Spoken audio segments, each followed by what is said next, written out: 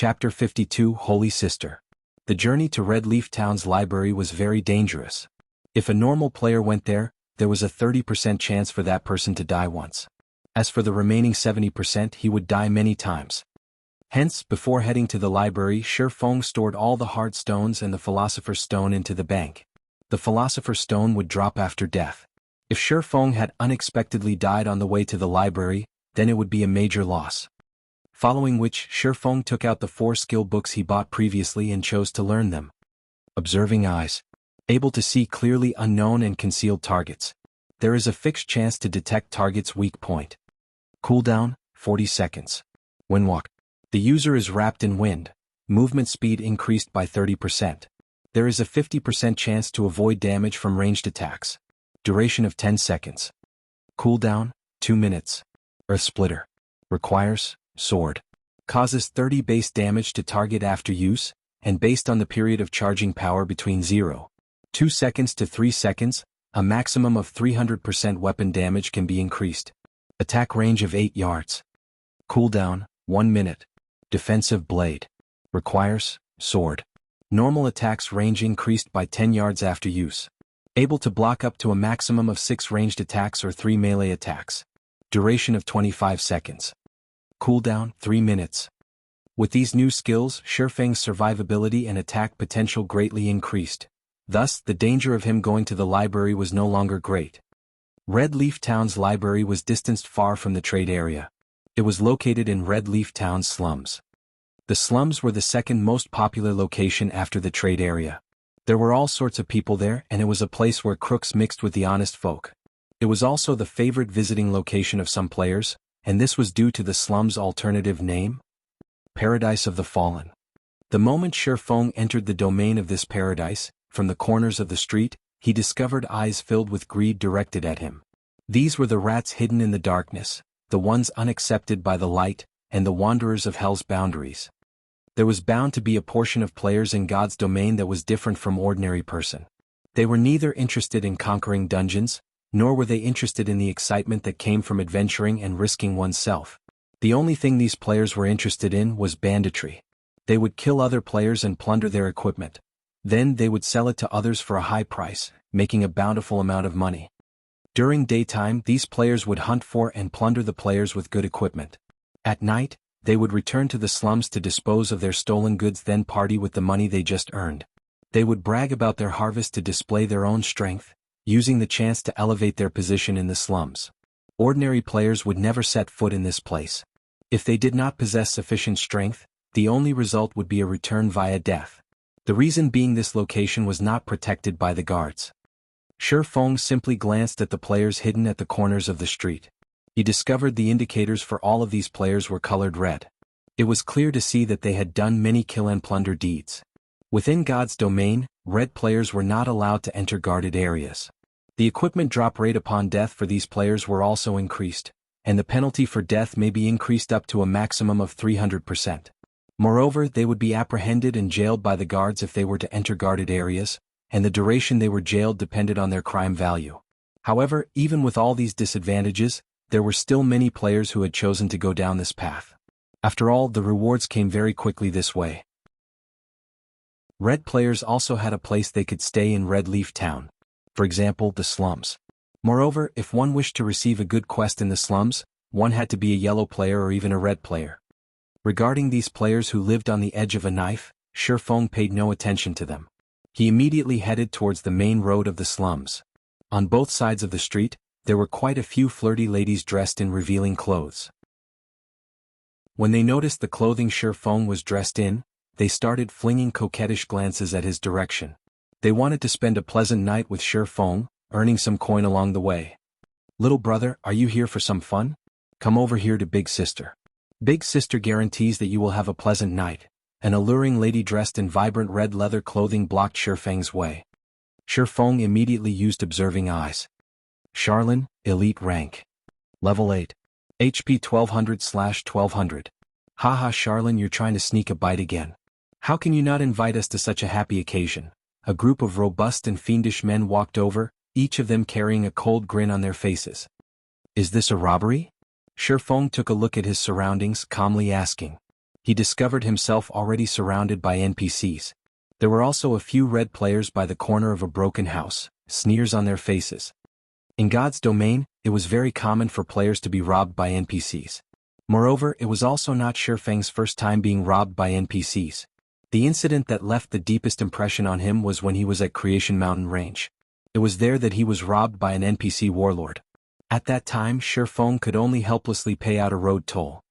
Currently, before him, there was a level 8 elite NPC in addition to a group of level 7 common NPCs. It was a scene very commonly to the slums, but Shifeng had nobody to blame but himself for coming to this place. "Brat, since you look like an upright person, we won't trouble you too much. Hand out 5 silver coins and we'll let you pass. Otherwise, we'll personally take action," a scarred man said with a sneer. "Then come over here and get it," Shifeng sneered as he pulled out the abyssal blade. "If you were to pay the road toll, then congratulations. Not only would you lose your money, but you also had to lose your life. You would lose at least a piece of equipment that was on your person." This was the reason why normal players had a 30% chance of dying once in the slums. If you wanted these NPCs that wandered the boundaries of darkness to uphold their promise, there was definitely something broken with your brain. Charlin's attractive face revealed a trace of malevolence. "Brat, you are courting death." A level 7 blade-wielding man rushed at Shifeng. Shifeng stabbed the abyssal blade towards the man without hesitation. Double chop, chop, thundering flash, earth splitter. Sword slash after sword slash pierced through the man's neck and heart. With a body fully geared with bronze equipment, combined with the abyssal blade's attack power, Shifeng's attacks had immediately reduced the man's 750 HP down to 0. "Still want to continue?" Shifeng glanced at the surrounding NPCs, sneering. The NPCs were all shocked by Shifeng. They all parted and gave way to Shifeng one after another. Meanwhile, the players hiding in a corner were also shocked. Shifeng had killed off a level 7 NPC in just a few moves. This player was just too strong. Naturally, these players would not find trouble with a player whom they knew was strong. In the slums, strength was everything. Stealthily, these players left the scene of the incident. Only Charlin stayed behind with an interested expression. "Little brother, you are really powerful. You've made Big Sister truly admire you. I wonder where you are headed? Big Sister can guide you there and save you a lot of trouble, whereas you only have to pay a very small price." Charlin walked toward Shifeng, offering with a calm smile. "No need to trouble yourself. I'm familiar with the way to the library." Shifeng did not wish to get entangled with these NPCs. He only wished to search for clues regarding the Elven Diary. Charlin smiled with even more joy when she heard Shifeng decline. "I am the librarian Charlin. You can ask me matters regarding the library. There is no one more familiar with it than myself." Charlin puffed out her prided twin peaks, smiling sweetly. "Isn't Red Leaf Town's librarian a holy sister?" Shifeng did not believe her. "Oh, are you talking about this?" Charlin took out a set of nun's clothing and changed into it within an instant. Suddenly, her wild demeanor completely vanished. She was like an angel that had descended to the world, incomparably divine. Her presence made others desire repentance before her. At the same time, the information that Charlin displayed had changed. Holy Sister Charlin, Divine Official. Level 20. HP 10,000/10,000. Shifeng was also shocked. What kind of situation was this? Even NPCs had a side job? Chapter 53, Darkness Descends. Shifeng was still slightly unable to accept Charlin's makeover. However, Shifeng could be considered lucky for being able to meet the rumored librarian. According to the information he knew, the librarian of Red Leaf Town was full of mystery, her whereabouts unknown. Shifeng never imagined the librarian to be the female NPC who participated in a robbery against him. If Shifeng had truly started a fight with Charlin just now, the consequences would be unimaginable. What did playing the pig to eat the tiger mean? Charlin was definitely a veteran in this field. Divine Official was the Tier 3 job advancement for an oracle.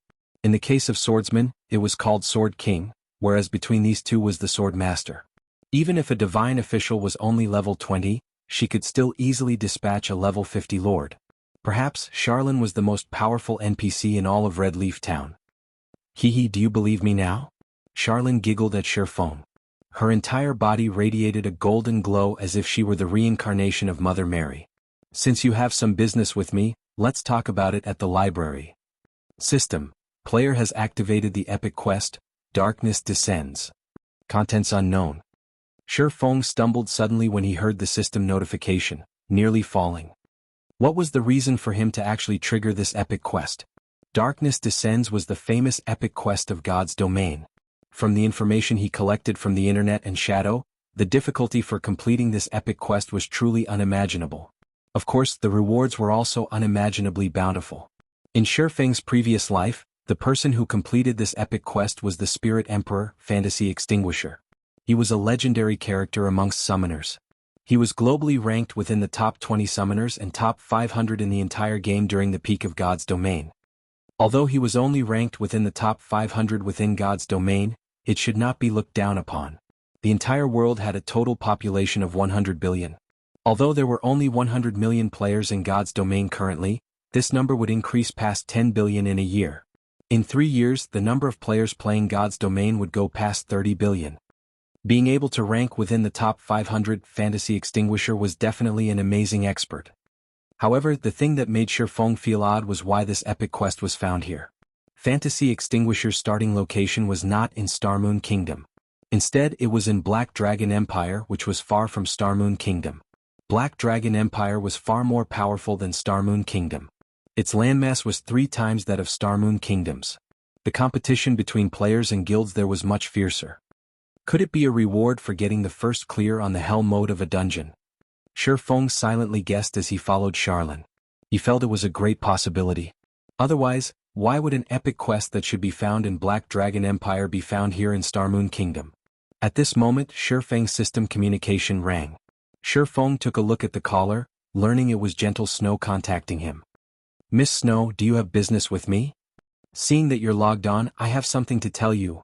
Gentle Snow spoke in a very indifferent tone. She was like mysterious ice, unchanging even after 10,000 years and had no interest towards anything at all. I'm in need of money to purchase something, so I might need more time to return the 15 silvers that I owe you. At the latest, I will return it to you by the end of today. All right. If you are really in a bind, tomorrow is fine as well, Shi Feng calmly replied. He no longer paid any heed to the 15 silver coins Gentle Snow owed him. Currently, he had more than 1 gold coin on his person, and he was troubled over how to spend it. Gentle Snow was slightly surprised by Shi Feng's indifference even toward that much money. However, since Shi Feng had already said so, naturally she would not be courteous to him. She softly thanked him, saying, "Thank you. However, aren't you afraid I won't return it, causing you to lose everything? You are the Snow Goddess. Why would you even try to cheat an average player of such a small amount of money?" Shi Feng said with a grin. Average? You dare call yourself average? Even I am shocked by the map and strategy you provided. We only spent an hour to clear the normal mode of the Deathly Forest, then went on to clear hard mode as well. Unfortunately, hell mode is just too hard. We could not clear it no matter what. Gentle Snow faintly smiled, saying, I am very curious as to how you all managed to clear hell mode. If you said it was due to your party members' help, I would not believe you.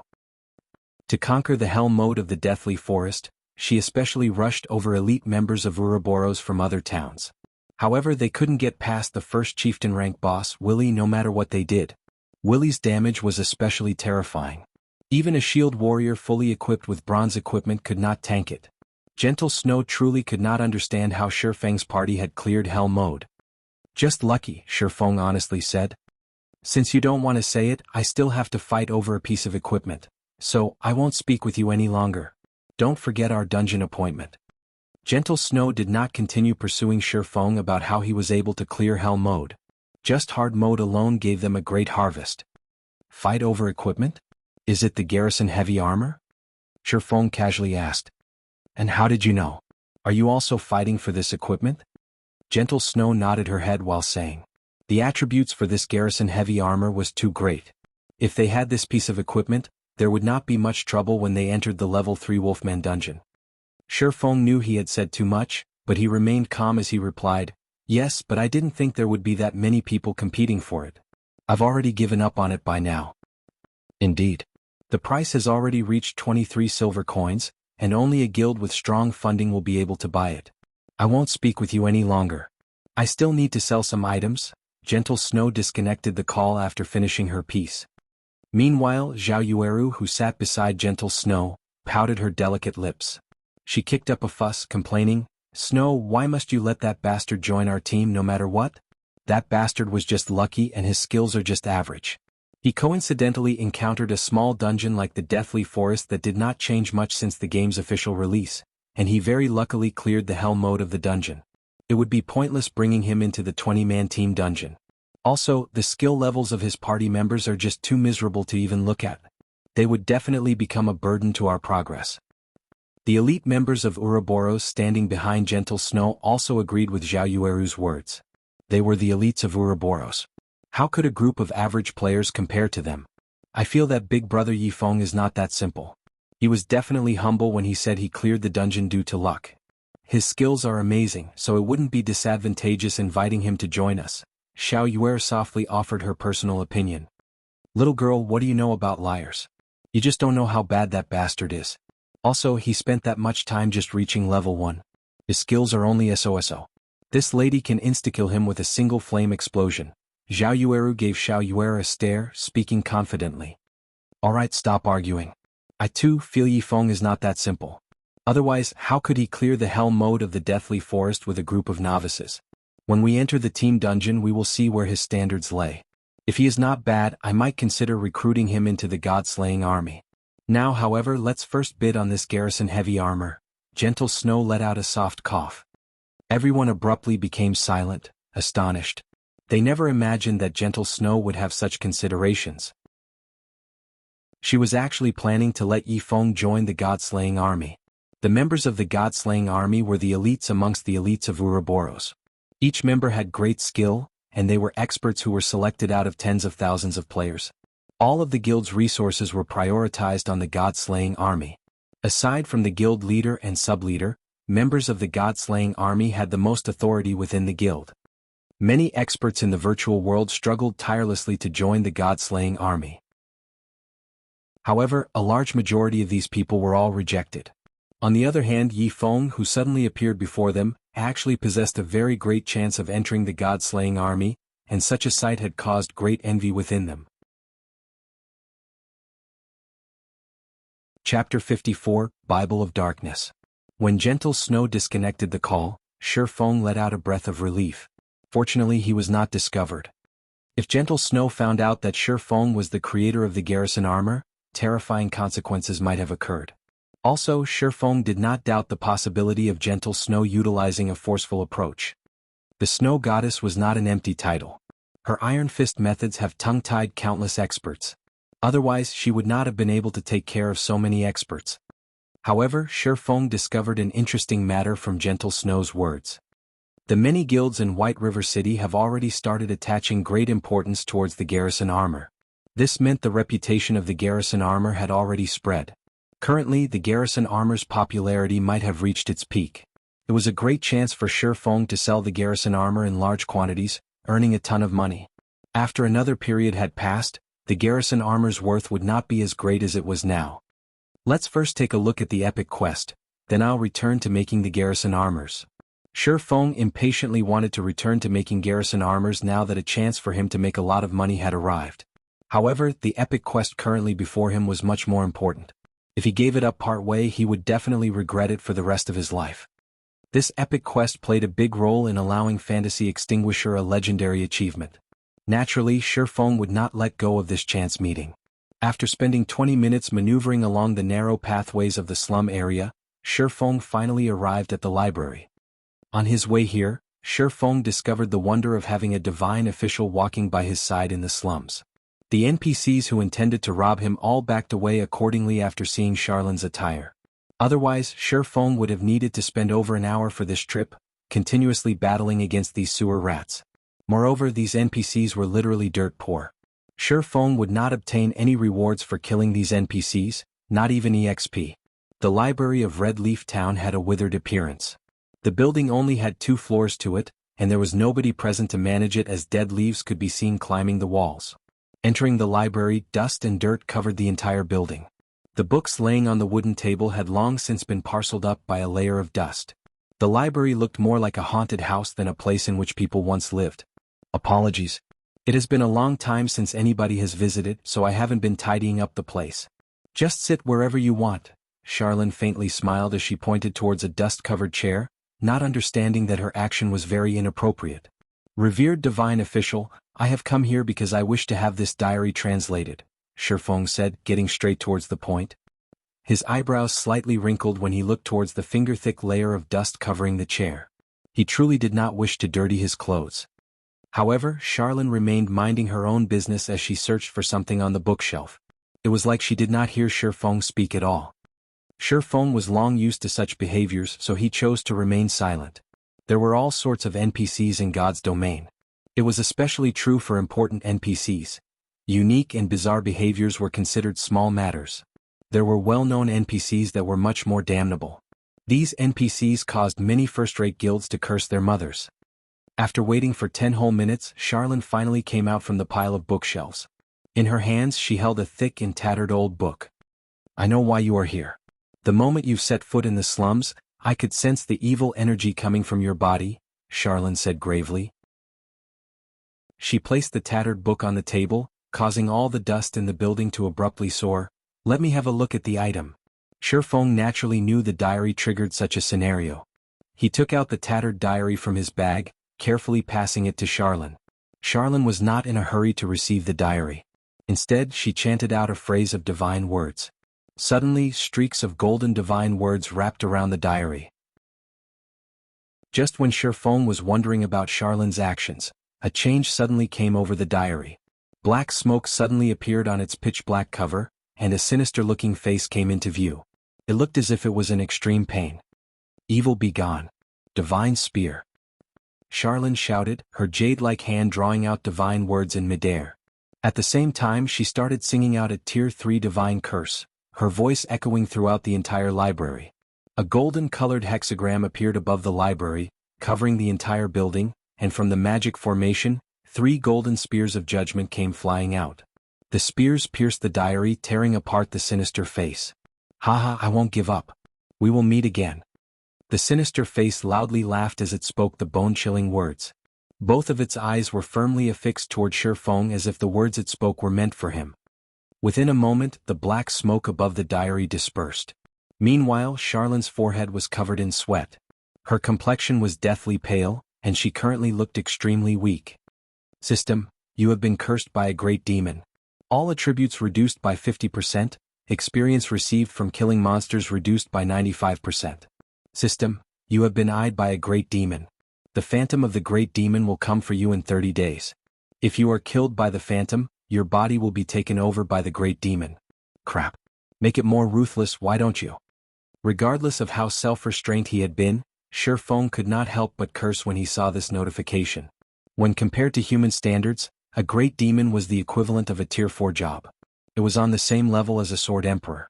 Although it was just a phantom, it would still require Charlene, who had a Tier 3 job, to handle it. However, instead of aiming for Charlene, the great demon actually went for a bystander and a minor character like Shifeng. With this curse around, how would he be able to level up? Not to mention the 50% reduction in attributes. It had caused his attributes to sink down to the level of an average player. It would be a problem if he wanted to kill monsters of a higher level. He also had to face the phantom of the great demon. Miss Charlene, are you all right? Although he was cursed, Shifeng still spoke politely. Charlene shook her head slightly, speaking with a smile. Nothing too bad. I never imagined that you would actually bring such a terrifying item.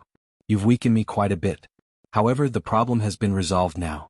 If you had dragged on for a few more days, your body might have been possessed by the great demon, and your body would suffer in hell for all eternity. Thank you, Miss Charlene. If it weren't for you, I might have already been dead. Although Charlene's words felt somewhat wrong, Shifeng had still thanked her. He rejoiced at the fact that he had come to the library without delay. Otherwise he would truly be finished. However, the problem right now had yet to be resolved. No need for thanks. This diary is not as simple as it seems. It is a key. In it records the method to unlock the curse on a gate. Your job now is to find this gate, enter through it with this diary, and find the Bible of Darkness that is kept within. I can destroy the Bible of Darkness as long as you retrieve it for me. Once it is destroyed, the great demon would not be able to descend, Charlene explained. System, Epic Quest Darkness Descends accepted. Find and destroy the Bible of Darkness and prevent the great demon from descending. Rewards unknown. Although Shifeng had known about the extreme difficulty of completing an epic quest, there was still no need for it to be so damnable. At the very least, the quest should tell him where to find the Bible of Darkness. In Shifeng's previous life, Fantasy Extinguisher had completed this quest in Black Dragon Empire. However, Shifeng couldn't just go to Black Dragon Empire. Even if he went there, the teleportation gates had not been activated at this stage of the game, so he would have to run there. However, even if he ran till his legs broke, he would still need to waste several months before he could reach the borders of Black Dragon Empire. Chapter 55, Moondrip. Shifeng entered deep thought. He did not understand how Fantasy Extinguisher completed this epic quest in his previous life. Who the heck would know where the Bible of Darkness was stored? Moreover, in his previous life the information Shifeng collected regarding this quest was very incomplete, so the parts he could use as reference were extremely limited. Currently the evil curse Shifeng was shouldering even made leveling a problem. No matter what, he had to think of a solution to this problem. Otherwise, the problems he would face in the future would be even greater. Esteemed Miss Charlene, I am now cursed by the demon. Do you have any methods to resolve it? Shifeng calmed his heart. He turned to look at Charlene, who was currently in a delicate state, asking, "Also, where can I find the Bible of Darkness? Even just a clue is helpful." Hearing Shifeng's series of questions, a bright smile appeared on Charlene's pure countenance. "You sure have a lot of questions, huh, you little bastard? It's not like I don't have a method to resolve your curse. However, you should know, to get something you have to give something in return. There is only one way to dispel the curse, and that is to carry out a moon drip. The moon drip is a ceremony that can dispel all magic and curses in the world. However, many materials are required to carry out this ceremony. I will provide the materials required, but in return, you have to pay 3 gold coins as remuneration for my services. If you wish to obtain a clue to the Bible of Darkness, you have to pay an additional 10 gold coins as an information fee." Shifeng felt a chill going down his spine as he looked at Charlene's expression, which became more excited the more she explained. It was especially true for Charlene's eyes. Even if she looked incomparably pure right now, her appearance was still not enough to hide the burning desire within her eyes. In the end, one word still dictated everything. Money. System, do you wish to accept the quest to dispel the curse? Esteemed Miss Charlene, I am willing to pay the remunerations. What else could he have said? However, Charlene's asking price of 3 gold coins was just too high. There was not a single player in White River City who could afford such an amount right now. Since you are willing, then pay a deposit of 1 gold coin. Charlene stretched out her delicate hand without restraint. Seeing Charlene's actions, Shifeng suspected that she had some sort of X-ray technique. However, he had to pay the money sooner or later, so Shifeng reluctantly handed over 1 gold coin to Charlene. The moment Shifeng had handed over the money, he went from being a wealthy tycoon to being a poor peasant. "Here, this is for you. You need to fill the energy within this thing first. It will lead you to the Moonlight Forest to collect 30 pieces of moonstone. It's fine if you just bring them back to me." Charlene took the shining gold coin with lightning speed, then took out a fist-sized crystal orb and passed it to Shifeng. System, quest moon drip accepted. You must collect 30 pieces of moonstone and 2 gold coins for Charlene.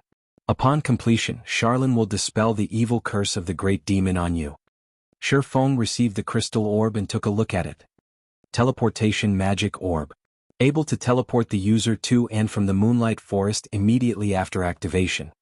Activation condition: 200,000 EXP needed to be stored. 200,000 experience points were enough to let the average player rise from level 0 to level 7 within an instant.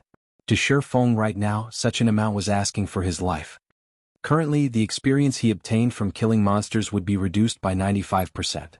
He would obtain absolutely no experience from killing monsters of the same level. As for elites, he would just be able to obtain around 10 EXP for killing one that was a level higher.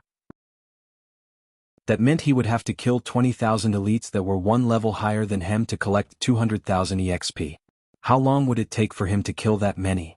Moreover, there weren't even that many elite monsters in Red Leaf Town. It really is worthy of being called an epic quest? The difficulty is truly insane, Shifeng bitterly laughed. In Shifeng's previous life, Fantasy Extinguisher had the support of the first-rate guild, Fantasy Shrine.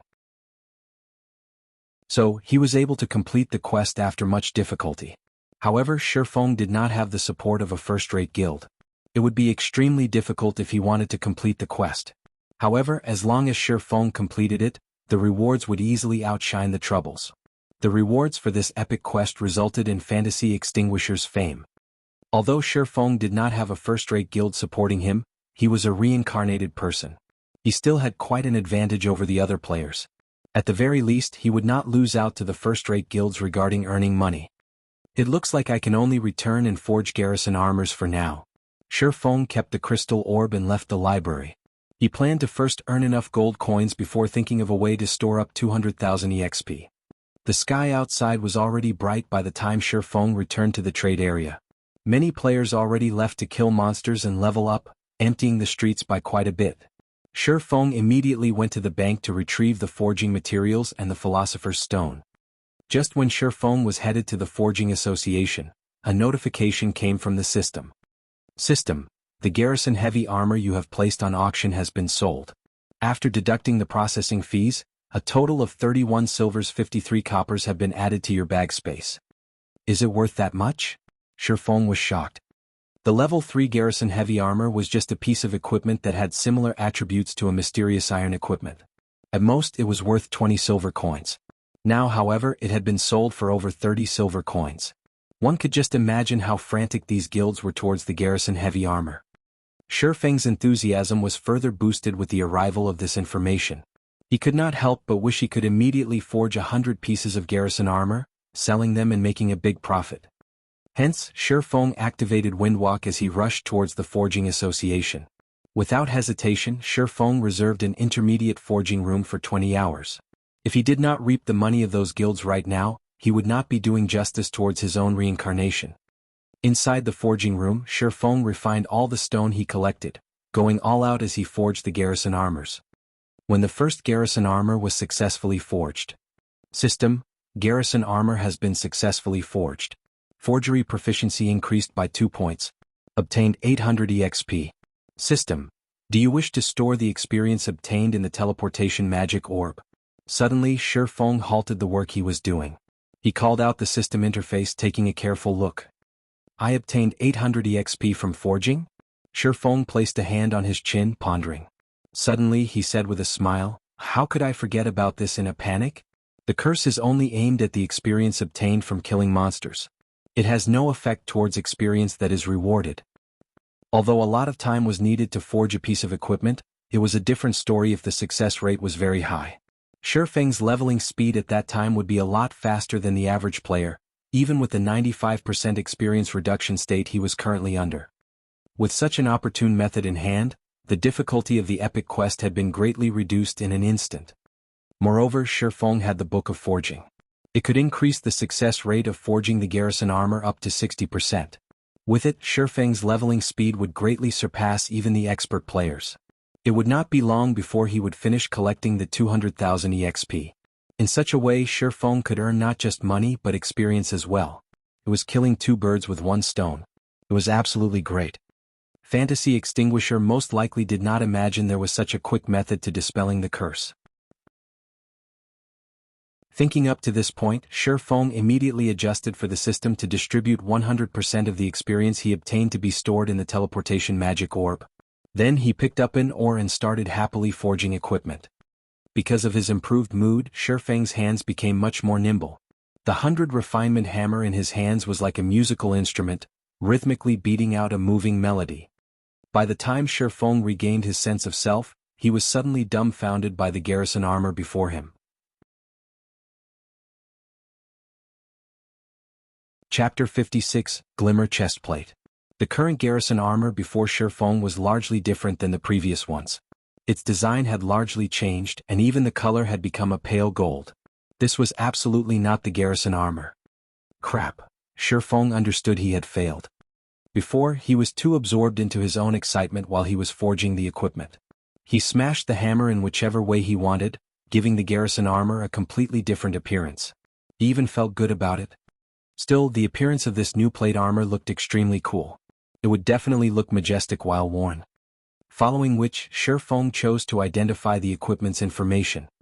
The system took a whole 10 seconds before giving a conclusion this time. Unnamed bronze rank plate armor. Level 3. Equipment requirement, strength 12. Defense plus 23. Strength plus 3, endurance plus 3. HP plus 120. Durability 35/35. Additional ability. Healing power, healing effects received are increased by 10%. Restricted to shield warriors and guardian knights. System. Unnamed equipment has been successfully forged. Forging proficiency increased by 3 points. Obtained 1100 EXP. System. Congratulations. You are the first player to forge an entirely new piece of bronze equipment in God's domain.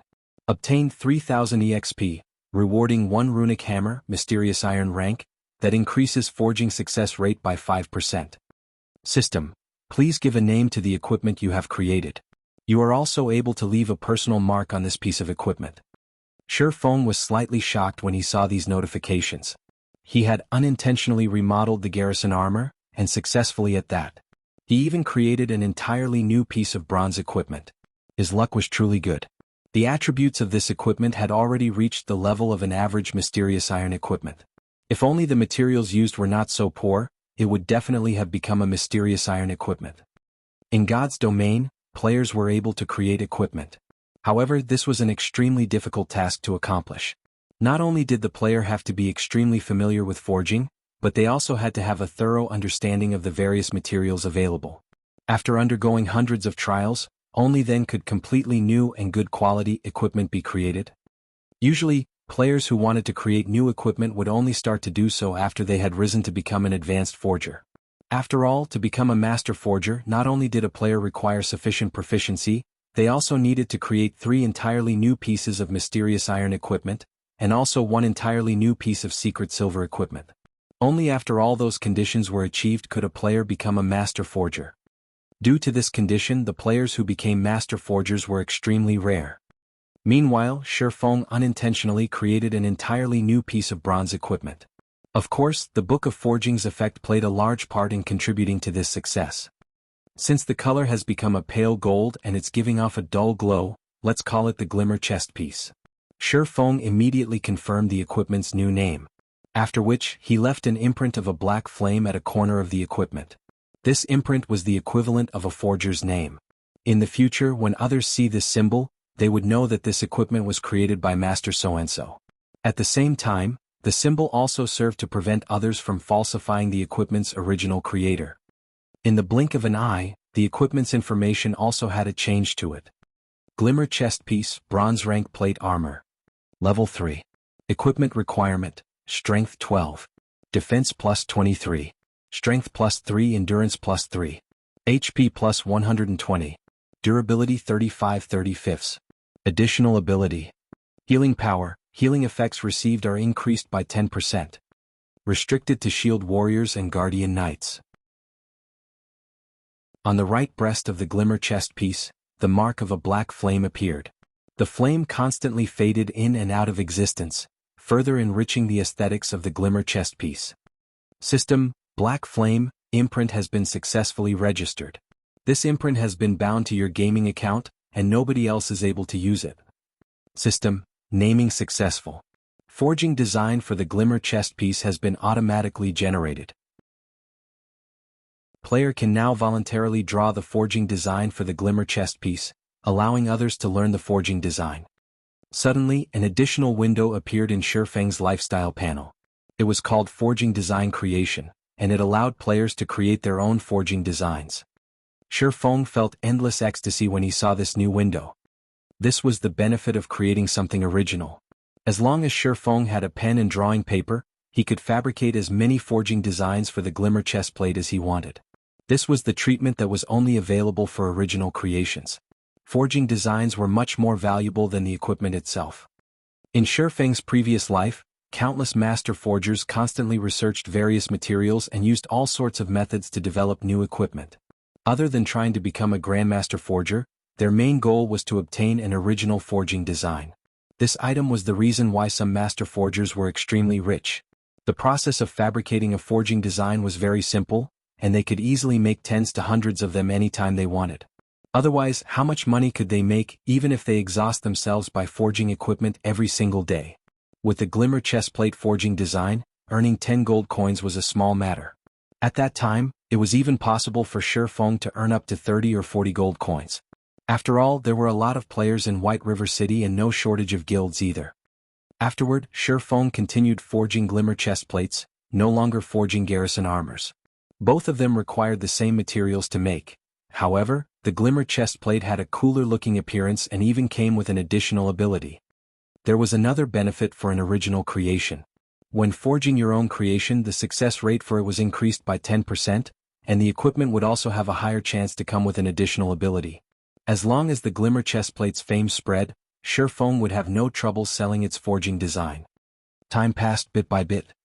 Shifeng was completely unaware of his surroundings as he forged equipment. His heart was filled with the thoughts of money. 1 gold coin. 2 gold coins.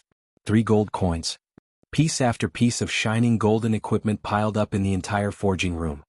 When 10 hours had passed since Shifeng rented the forging room, a loud notification had come from the system. Only then had Shifeng suddenly realized 10 hours had already gone by. His gains were even more shocking, however. He successfully made a total of 142 pieces of equipment, and the materials he had bought were nearly depleted. Amongst the attributes of the equipment, there were some that were good and some that were bad. The difference between them was the healing effects. The bad ones had 5% while the good ones had 12%. There were a total of 76 pieces that had their healing effects below 7%, 48 pieces that had their healing effects between 7% and 9%, and 18 pieces that were between 10% and 12%. These pieces of equipment filled up over half of Shifeng's bag space. At the same time, Shifeng's proficiency also had a big increase, reaching up to 514 points. Shifeng was now halfway to becoming an intermediate forging apprentice. Shifeng took out the teleportation orb to have a look. The experience it had currently stored up was close to 150,000. As long as Shifeng continued putting in an effort for several more hours, he would be able to store up the 200,000 and immediately go to the Moonlight Forest.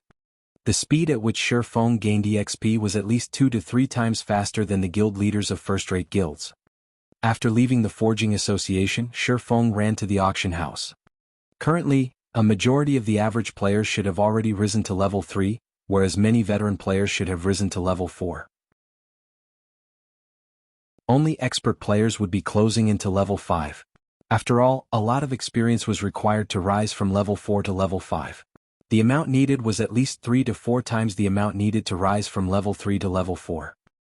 Right now was the perfect time for Shifeng to sell the level 3 bronze equipment. The various guilds should also have amassed quite an amount of wealth after more than 10 hours had passed, so it was a good chance for Shifeng to make a big catch. If another period of time were to pass, the prices of equipment would most likely be greatly reduced. After arriving at the auction house, Shifeng noticed that the number of logistic players present significantly had reduced. It seemed as if they were no longer as enthusiastic towards the garrison armor as before. "Fellow brother, why are there suddenly so few people at the auction house?" Shifeng walked up behind a logistic player asking.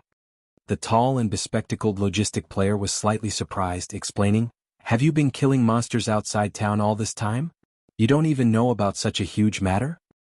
"Yeah, I've just returned after making some money from killing monsters and selling materials. Wasn't that garrison armor super popular?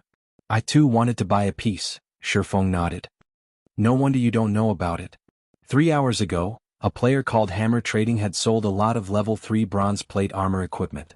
Although the attributes on it were slightly weaker than the garrison armor, its price was extremely low, costing only 4 silver coins. Moreover, that player even announced that there would be discounts if you contacted him and ordered in bulk. Naturally, the various guilds all contacted him and ordered. That equipment is now extremely popular, so who would remain here and pay attention to the garrison armor?"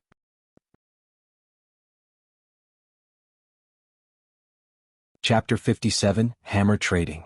Hammer Trading? Shifeng wanted to confirm once more. Correct.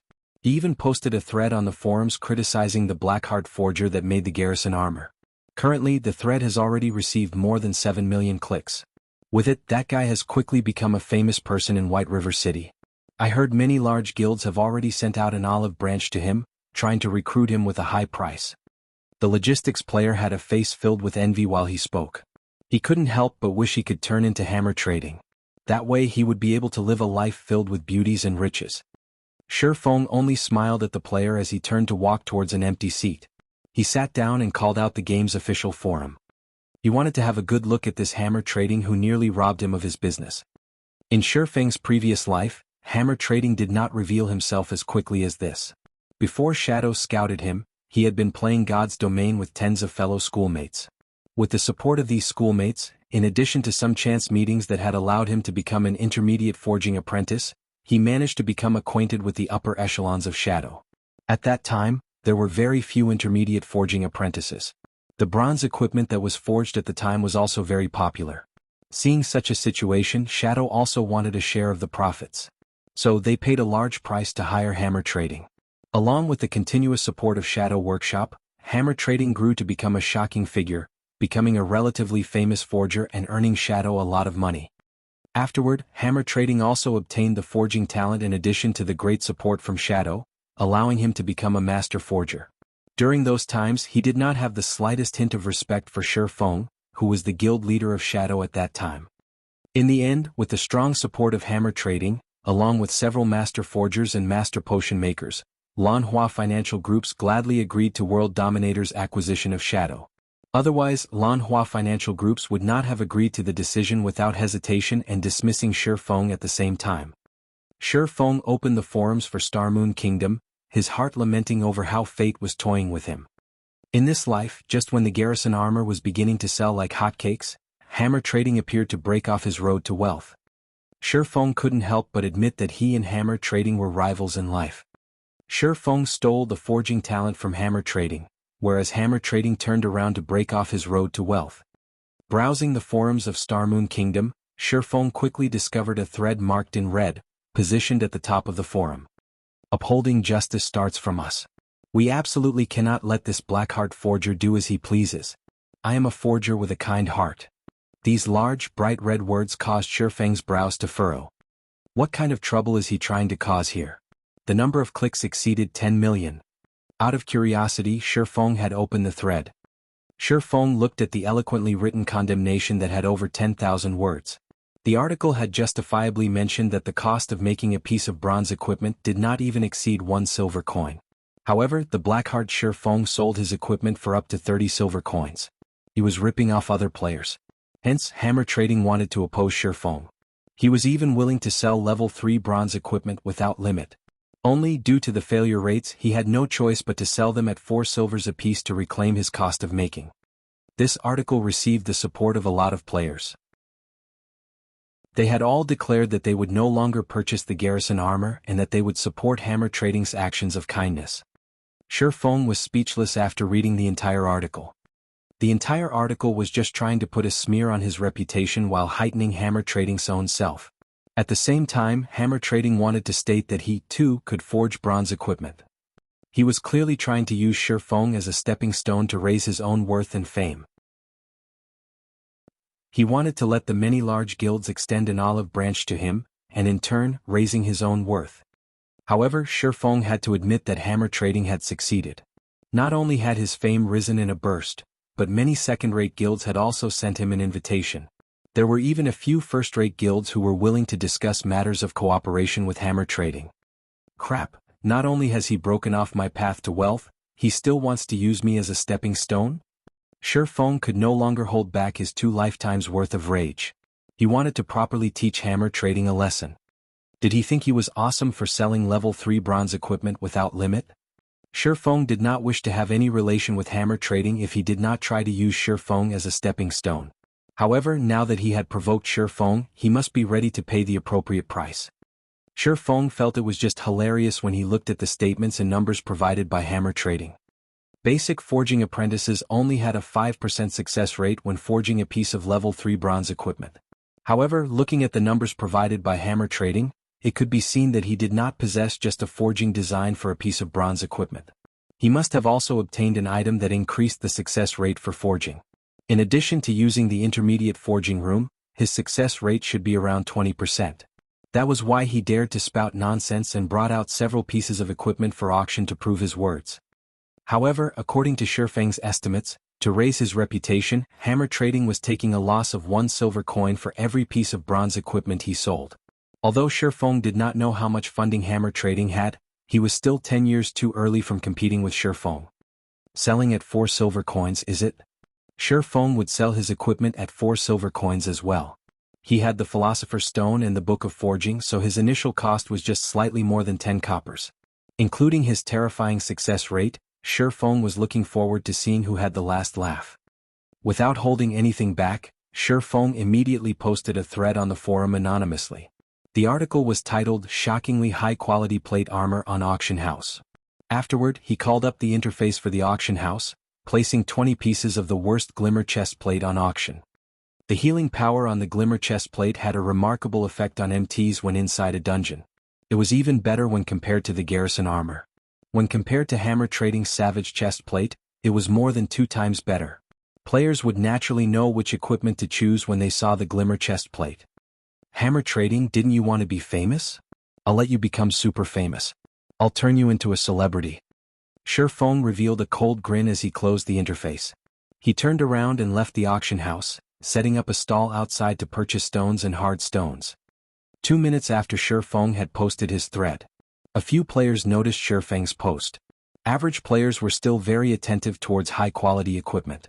Currently, the average player did not even possess a piece of bronze equipment, not to mention high-quality equipment. So, naturally they wanted to get a glimpse. The moment these players arrived at the auction house, they were stupefied by what they saw. The attributes on the glimmer chestplate was just too good, especially the healing power. It was definitely the most beloved ability for an MT when inside a dungeon. After they finished looking at the attributes, the players chose to try wearing it. They looked at their own appearance when wearing the glimmer chestplate. Streamlined mold, dashing figure, and even a faint radiance coming off their bodies. There was also a flickering black flame on their left breast. They looked absolutely awesome. It was as if they had become the heroes from Legends while wearing the glimmer chestplate, valiant and powerful. Then they looked at the selling price. It actually only required 4 silver coins. These players did not dare believe their eyes. Such high-end equipment was only selling for 4 silver coins. If they did not buy it, they would be doing a disservice to their own lives. Even if they did not have much money on their persons, they were willing to sacrifice everything they had to buy the glimmer chestplate. Within a short 15 minutes, Shifeng's post had become the topic of the forum. There were even players who posted the information and appearance of the glimmer chestplate, the equipment instantly arousing everyone's exclamation. Shield warriors and guardian knights could not help but wish they could obtain this high-end equipment right that instant. However, when they wanted to go to the auction house and buy it, there were only 4 pieces of the equipment remaining. Moreover, every one of those pieces had their prices bait up to more than 6 silver coins. One MT from an elite party had reluctantly chosen to borrow money from all over the place.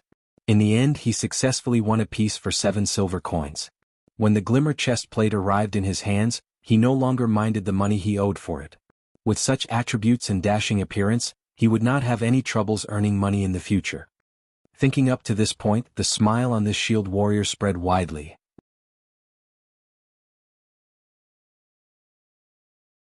Chapter 58, Equipment Competition.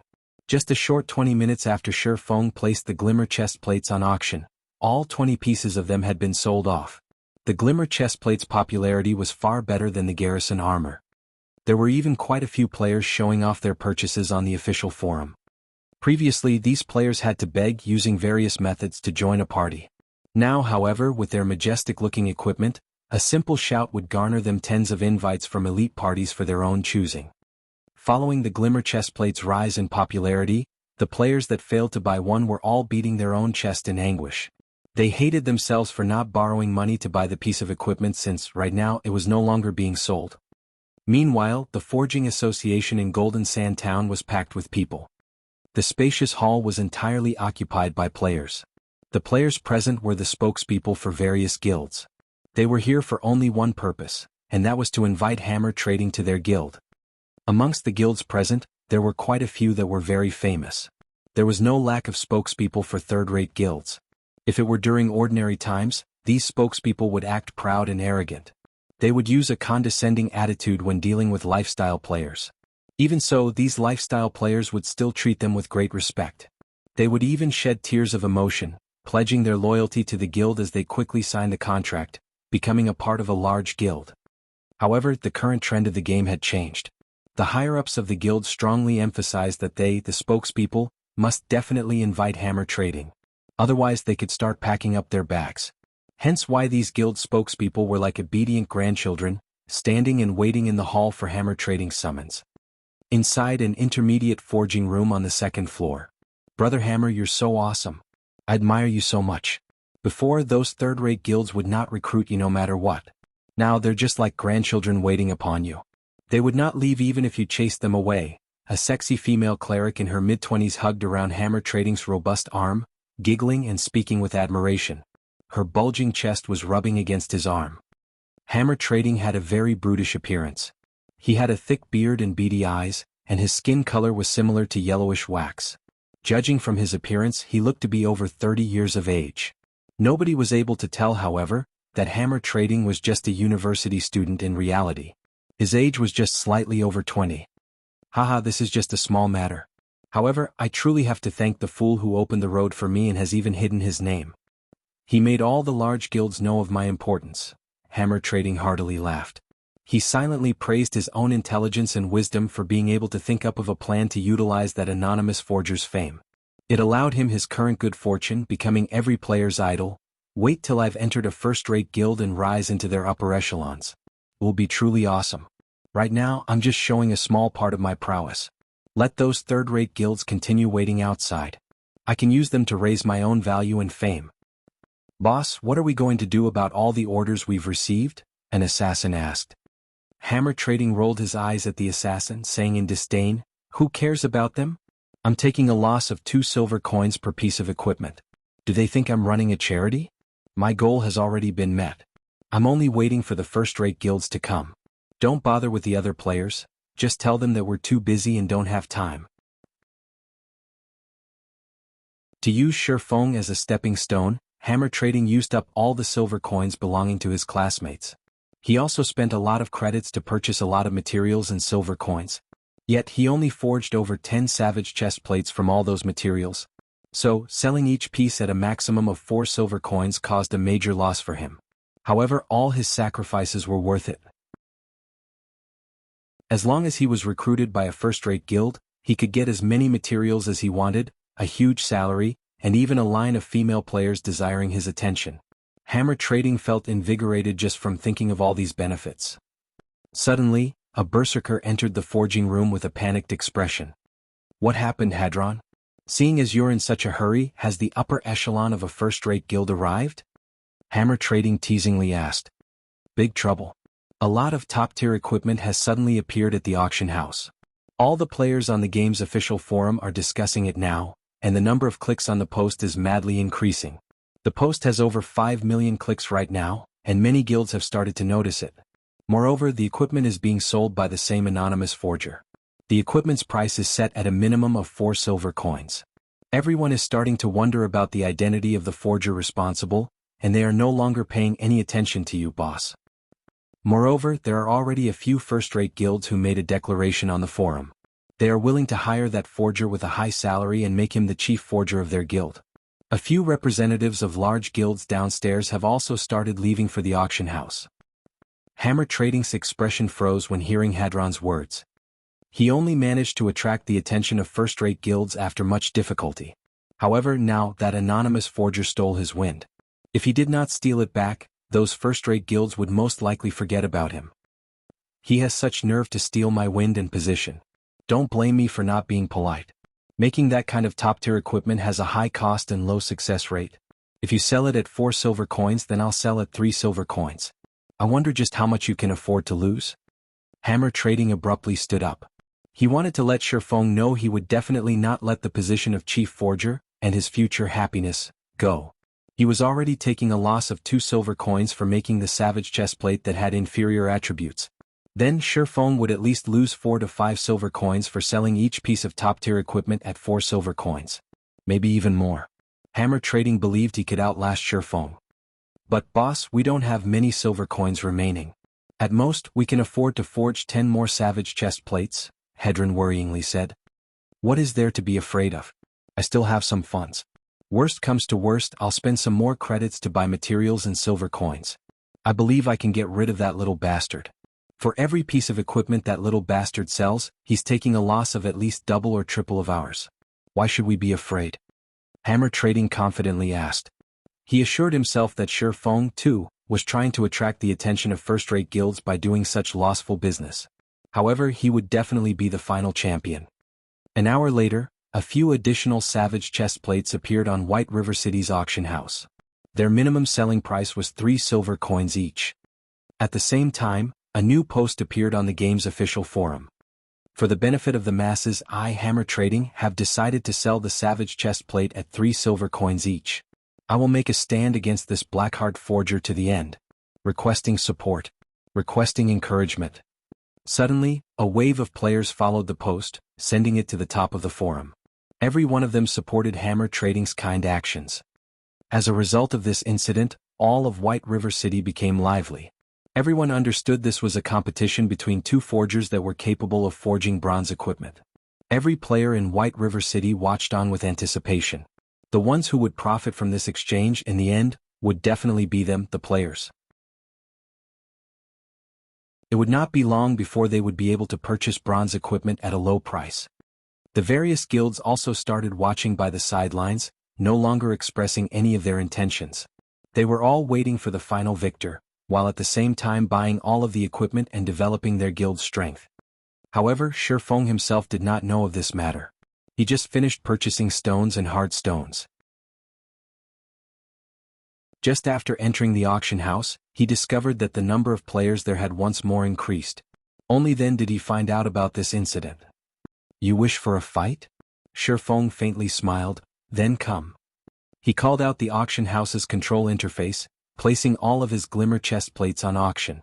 He assigned 20 pieces to be sold every hour, selling a total of 120 pieces of glimmer chest plates. Such a number was definitely enough to torment Hammer Trading. Afterward, Shi Feng used the money earned from selling glimmer chest plates to buy hard stones and card sets. After purchasing all these items, Shi Feng suddenly discovered that he still possessed a little more than 1 gold coin. From time to time, Shi Feng would receive a notification from the system. It would state that another glimmer chest plate had been sold, and some amount of silver coins have been deposited into his bag. Shi Feng felt the more silver coins he spent, the more silver coins he had. The amount he did not seem to be decreasing in the slightest. Shi Feng considered selling some of his silver coins at the trade center, exchanging it for some spending money in real life. It was much better than just holding on to these silver coins.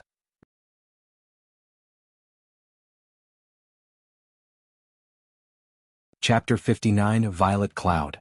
Although Shi Feng was having a relaxing time selling equipment, Hammer Trading was not. To compete with Shi Feng, Hammer Trading was constantly forging new savage chest plates. The silver coins in his hands were no different than copper as they disappeared in a flash. Hammer Trading also had to spend credits to purchase more silver coins, giving him an immense heartache. However, when he thought of Shi Feng spending much more than him, his heart soothed by a lot. He wanted Shi Feng to go bankrupt. Meanwhile, Shi Feng left the lively auction house. He arrived at the bank, storing all the card sets and hard stones he had collected into his warehouse. Shi Feng was extremely excited as he looked at over 1,000 slots of his warehouse filled.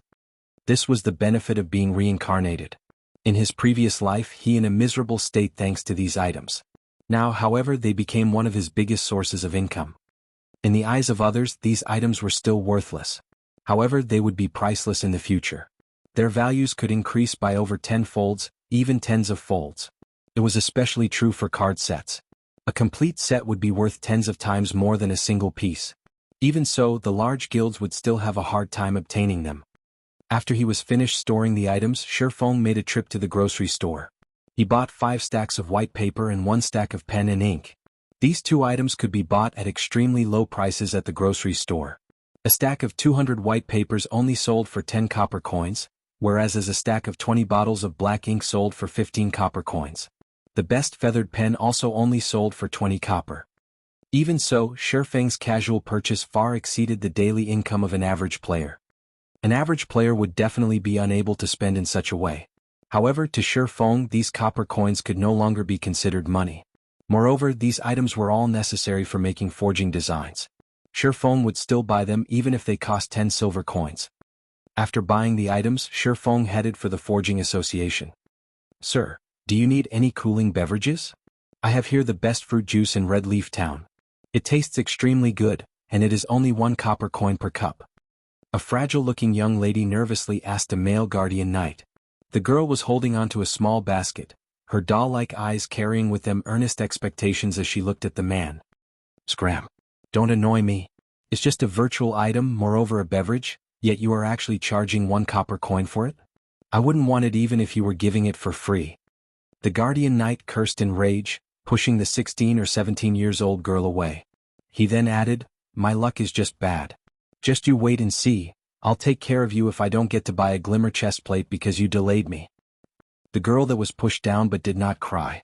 Instead, she stood up without wavering. She clapped the dust off her clothes, proceeding to another player with a smile on her face. Shifeng was faintly shocked. He never imagined the girl to be so tough. The average female player usually would not carry out such laborious tasks, not to mention receiving the insults from other players. When Shifeng looked at this girl, he was reminded of his own past self. Shifeng used observing eyes on the girl. Violet Cloud, Level 1 Cleric. Shifeng's heart slightly tightened when he saw this name. This girl was actually Violet Cloud, one of the top 10 clerics in God's domain. If he could recruit her to his side, his team would have a considerable future. Haha. This is a virtual game, yet you're actually trying to earn money by selling cold beverages? Do you think you're milk tea sister? Only idiots would buy them. Seeing that you're good looking, why don't you come over to my place tonight? I can even give you 1 silver coin. A lecherous man in his 30s walked up to Violet Cloud, drooling as he harassed her. Sir, I am only selling cold beverages. Please have some self-respect. Violet Cloud retreated a step, resolutely saying, I've given you praise, yet you're still headstrong. You're but a lowly lifestyle player. If you don't agree with me today, then you can forget about doing business here in the future. The lecherous man threatened in rage. He blocked Violet Cloud's path, staring at her snow-white neck and licking his lips. How could you act in such a way? You are simply shameless. Violet Cloud's eyes were filled with anger. However, she could not win against him in a fight. If she were to continue wasting time here, even her final hope would be gone. I am shameless. What are you going to do about it? Bite me? The man felt even better when he looked at Violet Cloud's panicked expression. Watching Violet Cloud trying to hold back from crying and the tears that were rolling about in her eyes, she became even more lovable. Uncle, please give way. I want 1,000 cups of fruit juice. Shifeng used observing eyes on the lecherous man. His name was displayed as Drifting Blood, and he was currently level 3. At this stage of the game, his level was considered relatively good. Drifting Blood turned toward Shifeng, sending him a glare saying, Brat, this girl is mine. If you don't wish for something to happen to you, then scram. You want 1,000 cups? Then I want 10,000 cups. Do you think you're a tycoon capable of simply taking out 10 silver coins? If you continue competing with me like a fool, I'll send you back to level 0. If fighting were not prohibited within the town, he would have long since gotten rid of Shifeng. Ah, an amusing show this early in the day. Go for it. Don't hold back. Don't argue if you can fight. What a tycoon, spending 10 silver coins just like that. Unfortunately for him, he's angered Fatty Bear of Martial Union. There's going to be an amusing show to watch. Dogs fart tycoon. I bet he's just boasting to impress the girl. If he can really bring out 10 silver coins, I'll live stream myself eating shit. Quite a few busybodies stopped to watch the occurring scene. They all started a discussion about Shifeng's actions. Shifeng did not pay any attention to Drifting Blood at all. He grabbed Drifting Blood's shoulder, applying a slight force. Before Drifting Blood could react, he was already kneeling on the ground. No matter how much strength he used, even to the point where his face had turned beet red, he still could not stand back up. The surrounding onlookers were immediately dumbfounded. Shifeng was just too courageous, directly taking action within the premises of Red Leaf Town. Was he not afraid of being caught and jailed by the guards? Also, how did Shifeng possess such immense strength? He had actually suppressed a level 3 guardian knight with a single hand. Brat, you're dead for sure. Just you wait till the guards arrive. Drifting Blood looked toward Shifeng, smiling in disdain. However, after waiting for some time, the guards had still not shown up. Shifeng paid no attention to Drifting Blood as he firmly pressed him onto the ground, preventing him from even moving. Shifeng looked towards Violet Cloud, his other hand holding out 10 silver coins, saying, 1,000 fruit juices, thank you. The players on the street, who were previously discussing amongst themselves, suddenly turned silent, their eyes nearly popping out of their sockets. This was 10 silver coins, not 10 copper coins. Currently, they had felt extremely wealthy to even have a single silver coin on their person. On the other hand, Shifeng had just simply taken out 10 silver coins. How rich was Shifeng? Was he really a brother tycoon? Violet Cloud rubbed her eyes. She looked at the 10 coins in Shifeng's hand that gave off a silvery glow, her expression filled with incomparable shock. Originally, she thought Shifeng was just trying to help her by saying so. Never would she have imagined that he would truly take out 10 silver coins to buy 1,000 cups of cold beverages that nobody wanted. Drifting Blood was similarly shocked. However, that shock quickly turned into greed. He thought about snatching the 10 silver coins and using them to buy a glimmer chest plate. There would even be leftovers remaining. Brat, I'm a member of Martial Union. If you don't want to be killed back to level 0, then immediately give me 20 silvers. If you do so, I can consider letting you off this time. Otherwise, you'll have to take responsibility for the consequences. Drifting Blood's gaze was affixed to the 10 silver coins as he threatened in a chilling tone. Paying no attention to Drifting Blood, Shifeng looked at Violet Cloud. Seeing that the girl did not react, he asked, "Do you not have that much fruit juice?" I only have 156 cups of fruit juice with me. How about you give me a silver coin, and I'll sell all of the fruit juice to you. Is that all right? Violet Cloud worried that she would anger Shifeng. What would she do if he suddenly decided not to buy? At the same time, she also wanted to thank Shifeng for helping her, so she reduced her selling price. All right. I wonder how long it would take for you to make 900 cups of fruit juice? I want all of them, Shifeng nodded after some thought, asking. The surrounding players were all dumbfounded. What was he planning to do? Did this brat know the value of 10 silver coins? Did this brat truly fancy this young lady? I'm very slow at compounding fruit juice. If sir is willing, I can be done in 30 hours. Violet Cloud became extremely glad at Shifeng's words. However, when she thought of her extremely slow speed, she worried that Shifeng would no longer wish to buy them. So she stretched out 5 fingers, hurriedly saying, "How about this? I'll just charge you 5 silver coins for 900 cups.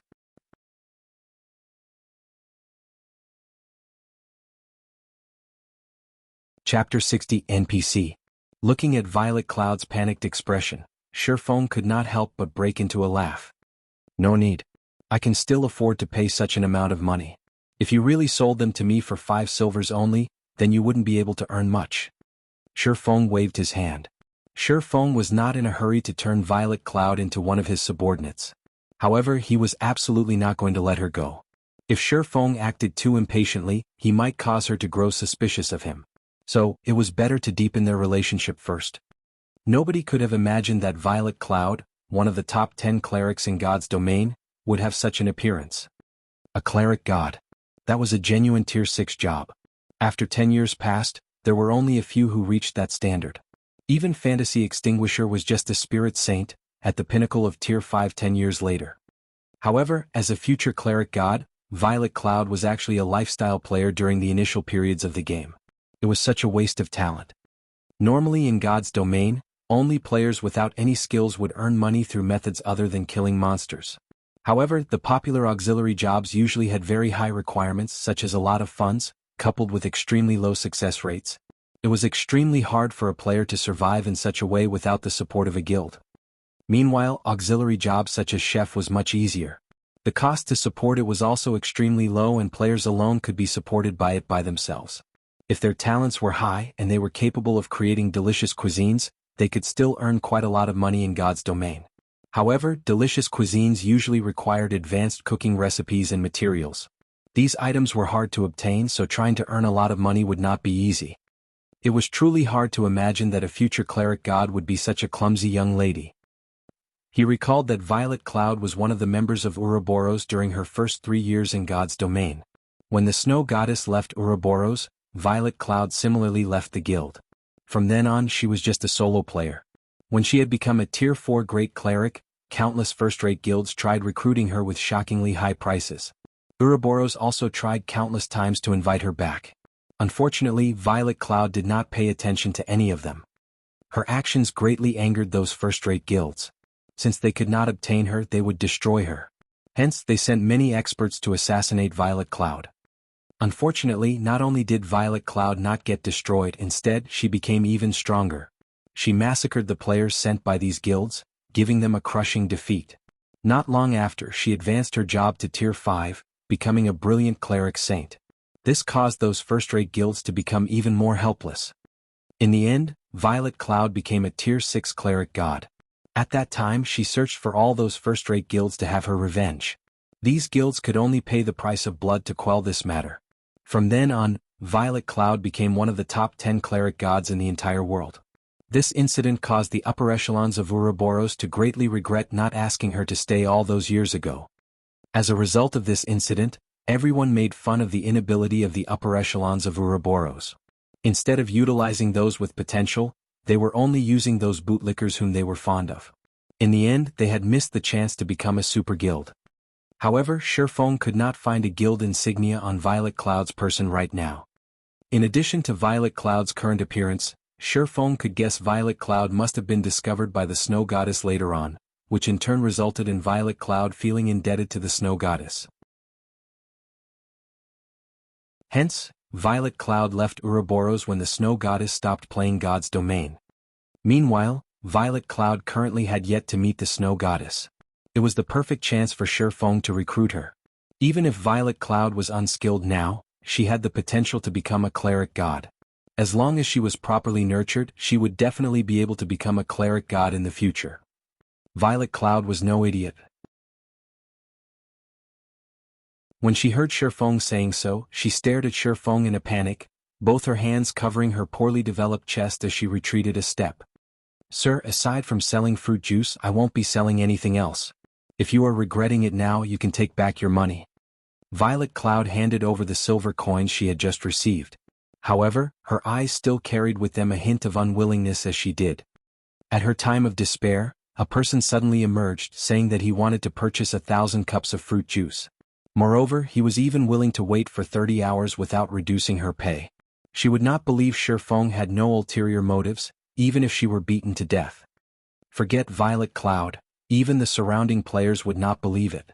If Shifeng did not have any ulterior motives, why would he save her? He even spent 10 silver coins to buy those unwanted beverages. Shifeng looked at Violet Cloud's vigilant expression and actions. He then looked towards her smooth flat chest, suddenly laughing. "You're overthinking things. I really have no interest towards your flatlands. I'm only buying this many because I just happen to have a use for fruit juice. If you don't wish to sell them to me, then so be it. I'll just find someone else to buy them from." Saying so, Shifeng released Drifting Blood as he turned away and left.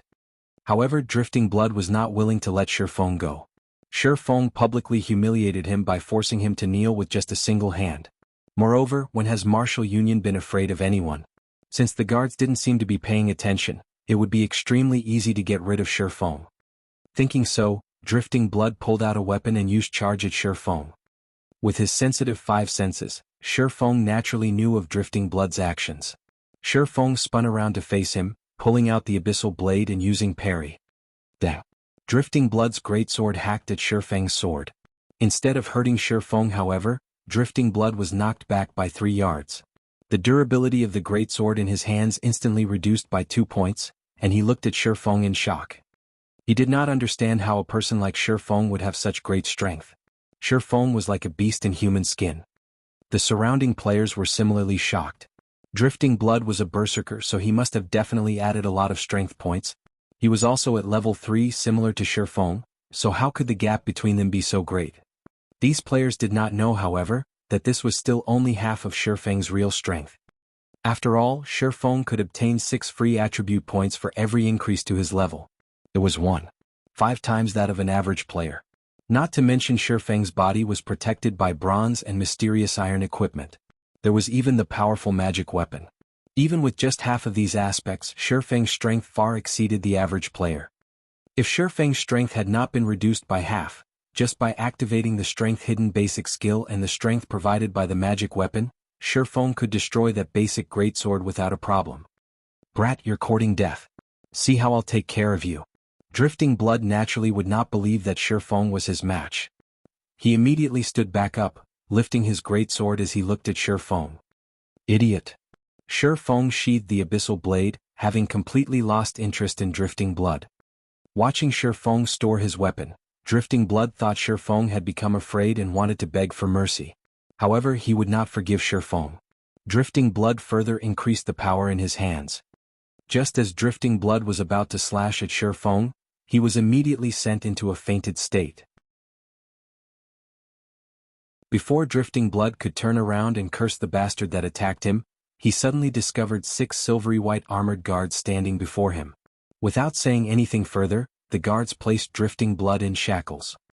You've violated a town law, take a trip with us. Any resistance and you'll be killed without consideration. The 2 guards grabbed Drifting Blood from both sides, turning around and dragging him away. Crap, you've got the wrong person. I'm just an ordinary citizen. It's that bastard who attacked me first. You guys should be arresting him.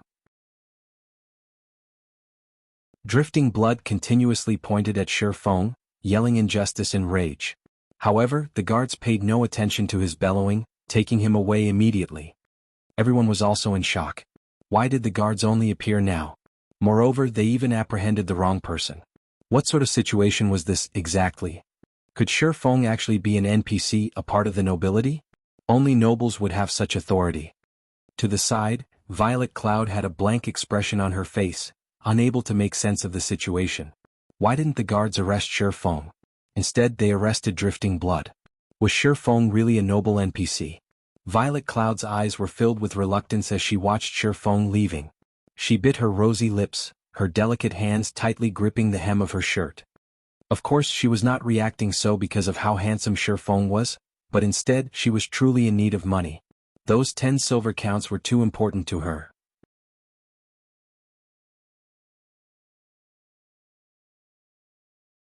Chapter 61, Poaching. Just as everyone was guessing whether or not Shifeng was a noble NPC. As Drifting Blood was being dragged away, he glared at Shifeng with eyes of a poisonous snake, bellowing, "Brat, just you wait. I'll remember you now. Our martial union will not let you off. I'll still be a good guy when I come out 12 hours later. When that time comes, there would be no place in Red Leaf Town for you." Everyone felt chills down their backs as they heard Drifting Blood's malicious threat. Was he planning to fight to the death? However, no one dared to belittle Shifeng any longer. Just by judging from his single action just now, they knew Shifeng was not as simple as he looked. Martial Union was a relatively famous guild in Red Leaf Town. They were very well known in other Wuxia virtual reality games. They were not a guild managed by a workshop, but instead they were a guild that was managed by casual gamers. Including investments from a few wealthy personages, Martial Union also started establishing a foothold in God's domain. Although they did not reach the standards of a third-rate guild, they were not a guild to be taken lightly. Currently, God's domain monopolized the entire virtual gaming industry. Under the support of the recently developed main God system, God's domain did not require humans for operation. The main God system assured fairness in the game, and it would also constantly evolve the game, continuously pumping out various quests, dungeons, hidden locations, and so on. God's domain was a living game, and it was something that no other virtual reality game could compare to. The maps in God's domain were also immensely vast, sufficient for the entire population of Earth. Moreover, a majority of the things available in real life could also be experienced within the game, in addition to things that could not be found in real life. God's domain was slowly trending towards becoming a second world, and other virtual reality games had no chance of competing with it. After Drifting Blood was dragged away by the guards, everyone's gaze turned towards Shifeng. They all held curiosity on their faces, and their eyes tried to see through Shifeng. They wanted to know whether or not Shifeng was an NPC. Unfortunately, no matter what kind of observation skills they used, the results told them that Shifeng was 100% a player and not an NPC. This only further increased everyone's confusion. Yet, nobody dared to go over and ask Shifeng, as Shifeng might not even answer them. If by chance they were to cause Shifeng displeasure, who knew they might be the next Drifting Blood? Shifeng looked at the puzzled faces of the people around him. He merely revealed a faint smile at the sight as he turned to leave. After living in God's domain for 10 years, he long since clearly understood the rules of God's domain. A player would be captured and jailed if he were to attack another player inside a safe zone. However, as long as an action did not cause any damage, even if it were an intense bodily contact, the guards would not pay heed to it. Pressing onto Drifting Blood and clapping his shoulders were both actions that did not cause damage. It was just that the strength behind it was different than what one would normally use for such actions. Naturally, the guards would not care about such actions. However, Drifting Blood used Charge, a skill that would cause the target to enter into a fainted state in addition to damage. Moreover, there were also his aggressive actions. The guards naturally would not let him off freely. Meanwhile, female players only had to activate the anti-harassment system to prevent harassing players from doing anything to them. However, Violet Cloud just recently entered God's domain, so it was natural for her not to know about it. Regarding Drifting Blood's threat, Shifeng paid no heed to it. Martial Union was a guild that did not even reach the standard of third rate. Shifeng previously used to lead the weak shadow to stand off against many first-rate guilds, and these first-rate guilds were helpless dealing with them. Martial Union, a leisure guild that only had several thousand players, was not worth even mentioning. If they wished to find trouble with him, he would just deal with them. As a reincarnated person with a magic weapon in hand, what was he afraid of? As for deepening his relationship with Violet Cloud, Shifeng could only leave it aside for now as he searched for another way. The girl's vigilance was just too heavy for him to get through. However, Shifeng understood her reasons. If it were the snow goddess standing in his place, Violet Cloud might have a different reaction. Shifeng bitterly laughed, shaking his head as he left. "Sir, please hold on a moment," Violet Cloud finally said, no longer able to endure it.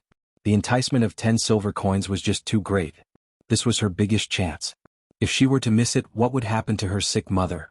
"Oh, did you change your mind?" Shifeng turned around to look at Violet Cloud's troubled expression, smiling as he spoke. Violet Cloud stayed on guard as she looked at Shifeng's eyes, trying to discern any bad intentions within them. However, no matter how she looked at them, she could not discover any special emotions within them. Instead, she could feel a vast ocean hidden within the depths of Shifeng's eyes. However, she still asked in caution, "You truly want only the fruit juice and absolutely won't have other requests?" Shifeng was sweating profusely in his heart. For her to seek confirmation over and over, just how unreliable was he? He would have left long ago, were it not for her potential to become a cleric god, as even he was unable to endure being thought of as a lecherous bastard by others. "In any case, I'm in need of a chef to make some things for me. How about this? We'll set up a contract and I'll hire you to be my chef. I'll give you the same treatment as a lifestyle player in a third-rate guild. You should be able to relax with the main god system's guarantee. If you don't have any problems, then follow me. If you still can't feel reassured, then just stay here." Shifeng let out a sigh, speaking unhurriedly. Violet Cloud was dumbfounded. The man before her was actually hiring her, and he was even giving her an ordinary job. It should be known that chef was a lifestyle job that nobody thought highly of. No one ever hired chef players. She had heard before from her best friend the treatment of a lifestyle player in a third-rate guild.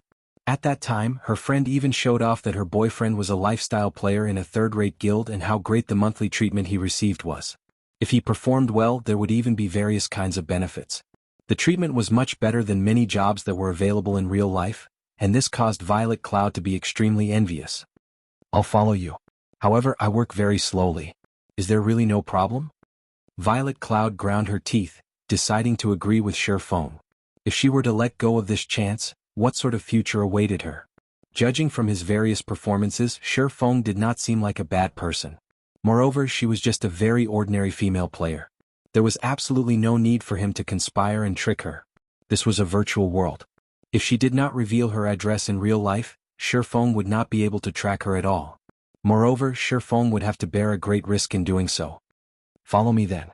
I still have some things I need to buy." Shifeng nodded his head, appearing to be very calm. However, inwardly he was in ecstasy. He had swindled a cleric god into his hands just like that. As for the snow goddess, Shifeng could only apologize and say, "First come, first served." Subsequently, Violet Cloud left with Shifeng. Shifeng brought along Violet Cloud, returning to the grocery shop once more. He bought an assortment of equipment used by chefs such as pots, spatulas, knives and so on, spending less than 2 silver coins in total. Afterward, he went to the Chefs' Association, spending 1 silver coin to purchase 2 sheets of basic cooking recipes. One was a recipe for cooking wolf meat, the other for making an energizing drink. At the same time, he spent an additional 5 silver coins purchasing plenty of materials that were required by these recipes, as well as the materials for the fruit juice. Violet Cloud was shocked by Shifeng's actions. He actually spent so much money buying so many things. He was just too rich. Her previous notion of Shifeng being unreliable completely changed now. The materials and recipes Shifeng had spent so much money buying were sufficient to allow her to promote herself to an advanced apprentice chef. This was a treatment not even the lifestyle players of first-rate guilds would receive. However, what Violet Cloud did not know of was that Shifeng felt that these items were very cheap. It was truly easy to nurture a chef. All the materials required by the recipes could be bought from the NPC, and it only took 10 silver coins to nurture an advanced apprentice chef. Such an amount of money would not even be enough to squander for nurturing a forger or potion maker. Shifeng then rented a basic kitchen, bringing Violet Cloud to it. After you sign the contract, all these materials and recipes will belong to you. You only need to create 900 cups of fruit juice first. Then use everything remaining for these 2 recipes. You will receive a 20% share when these items are sold. At the same time, depending on your results, I'll decide your base salary every month. If you try to run away, you'll have to compensate me 10 times that amount. Sign it if you don't have any problems. Shifeng brought out a standard employment contract for lifestyle players from the main god system. Aside from having different treatments, these contracts were the same as others. There were no loopholes in them and the law held effect over it.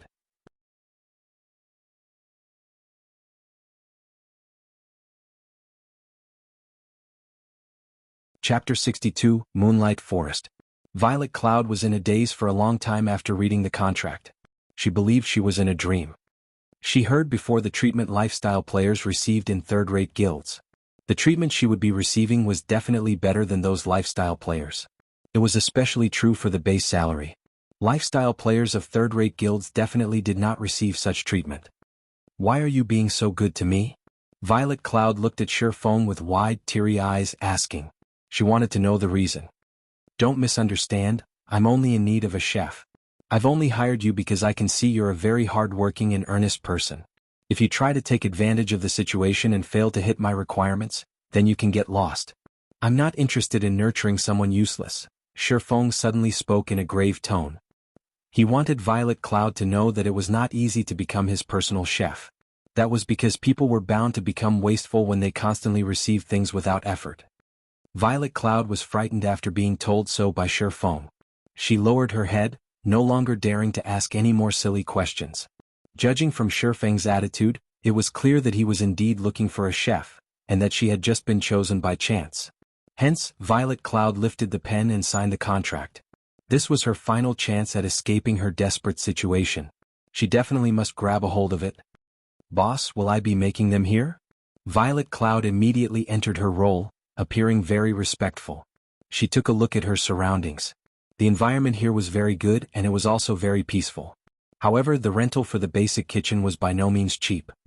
Yeah, you'll be manufacturing the items here from now on. I've already applied for the membership here so that you can come here anytime. There is enough money stored for you to use a long period. There won't be anyone here to disturb you. The facilities here are also thorough, so your success rate can be increased by quite a bit. If you don't have any problems, then you can start working now. In 30 hours, if I don't see the 900 cups of fruit juice, then you may leave. Shifeng was very satisfied with Violet Cloud's attitude. He turned and left after finished saying his piece. As for luring Violet Cloud onto the path of battles and leveling, more time would be needed to slowly lead her towards that path. Moreover, Shifeng had a great purpose for fruit juice. It would not be a bad choice to allow Violet Cloud to make them for him. Violet Cloud's eyes followed Shifeng's back as he left. Her heart was filled with gratitude towards Shifeng.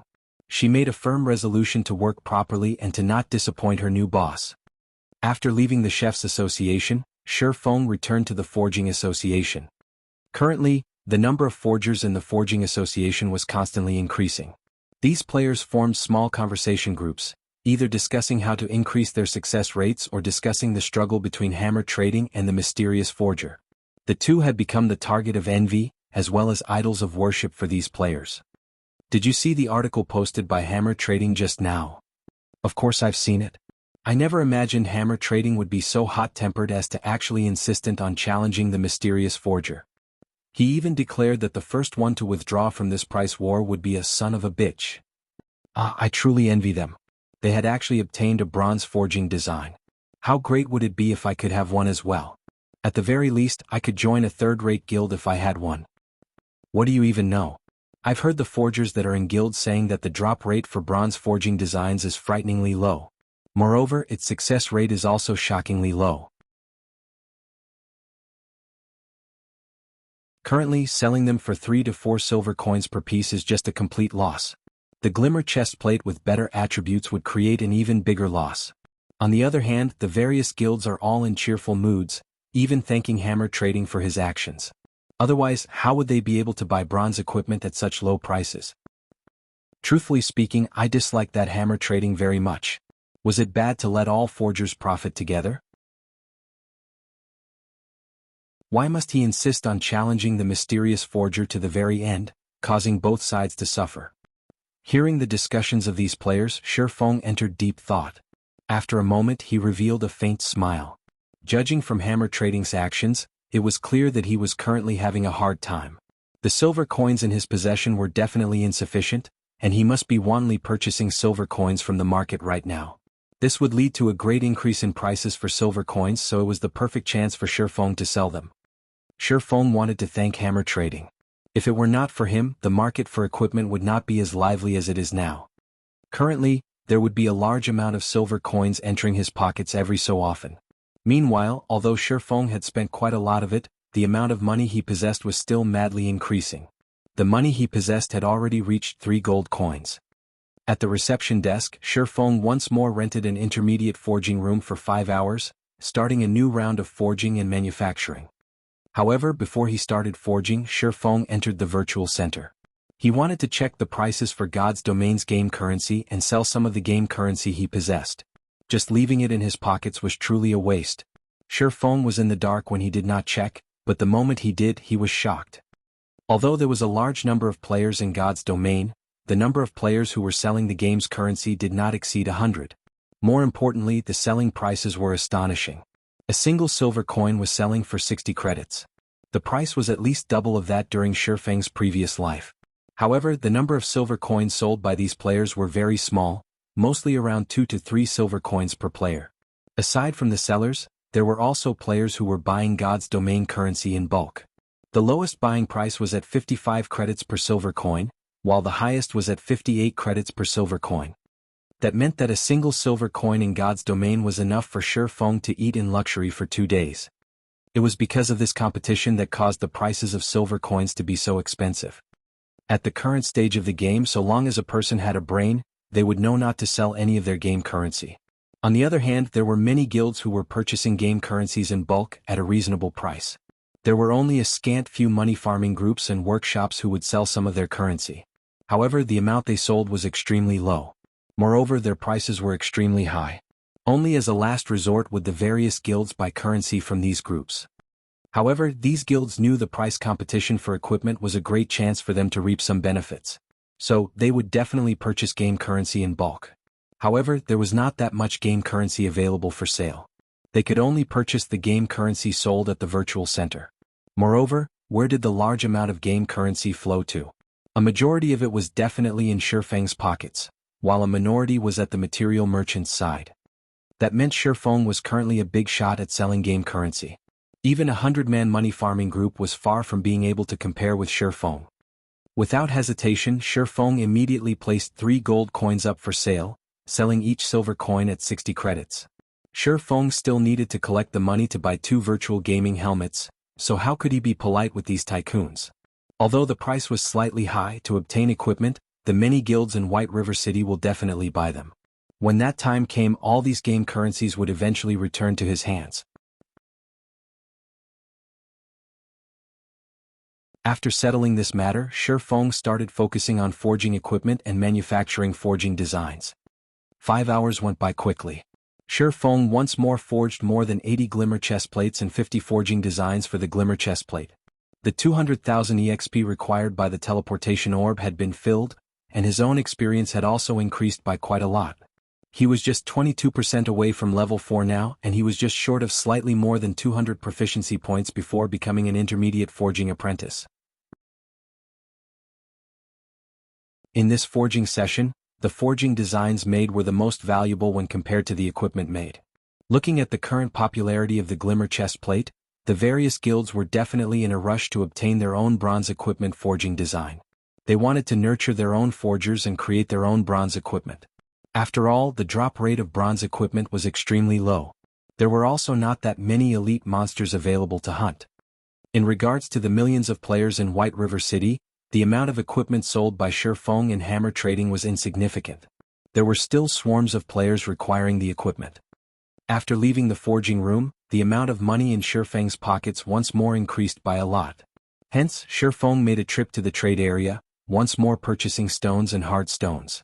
He then cleared out the card sets and hard stones that were sold at the auction house, and in turn placing the over 80 Glimmer chest plates on auction. However, the selling price for the equipment this time was slightly different. The minimum price was no longer at 4 silver coins but 3 silver coins. Hammer trading was quickly nearing insanity from the competition. When hammer trading saw Shifeng had once again lowered his selling price, hammer trading even spat out blood. Now that Shifeng reduced his selling price, naturally hammer trading had to reduce his as well. Did Shifeng want him to sell a kidney? Must he be so merciless? The person himself, however, did not put much consideration into such matters. Shifeng only wanted to advertise the Glimmer chest plate. After leaving the auction house, Shifeng stored the Philosopher's Stone and materials in the bank. Afterward, Shifeng went to the pharmacy to purchase 2 stacks of basic regeneration potions. He then went to the magic shop, purchasing over 10 types of magic scrolls. He bought 5 pieces of each kind, and each piece cost around 20 to 40 coppers. Now that the experience required by the teleportation magic orb has been fully collected, Shifeng could go to the Moonlight Forest. However, the Moonlight Forest was not an easy and relaxing place to stay. On the contrary, crises came one after another there, making the place extremely dangerous. Players dubbed the map as the Land of Eternal Rest. Without proper preparations, players would definitely die 10 out of 10 times there. The scrolls Shifeng bought were all necessary tools for him to survive in the wilderness. Before, he did not have that much money, so he did not bother with purchasing the magic scrolls. Now that he did, he naturally would not be courteous. At the very least, these scrolls could improve his survival chances there, rather dying 9 out of 10 times. Following which, Shifeng searched for a deserted location and activated the teleportation magic orb. Shifeng then transformed into a streak of white light, vanishing from Red Leaf Town.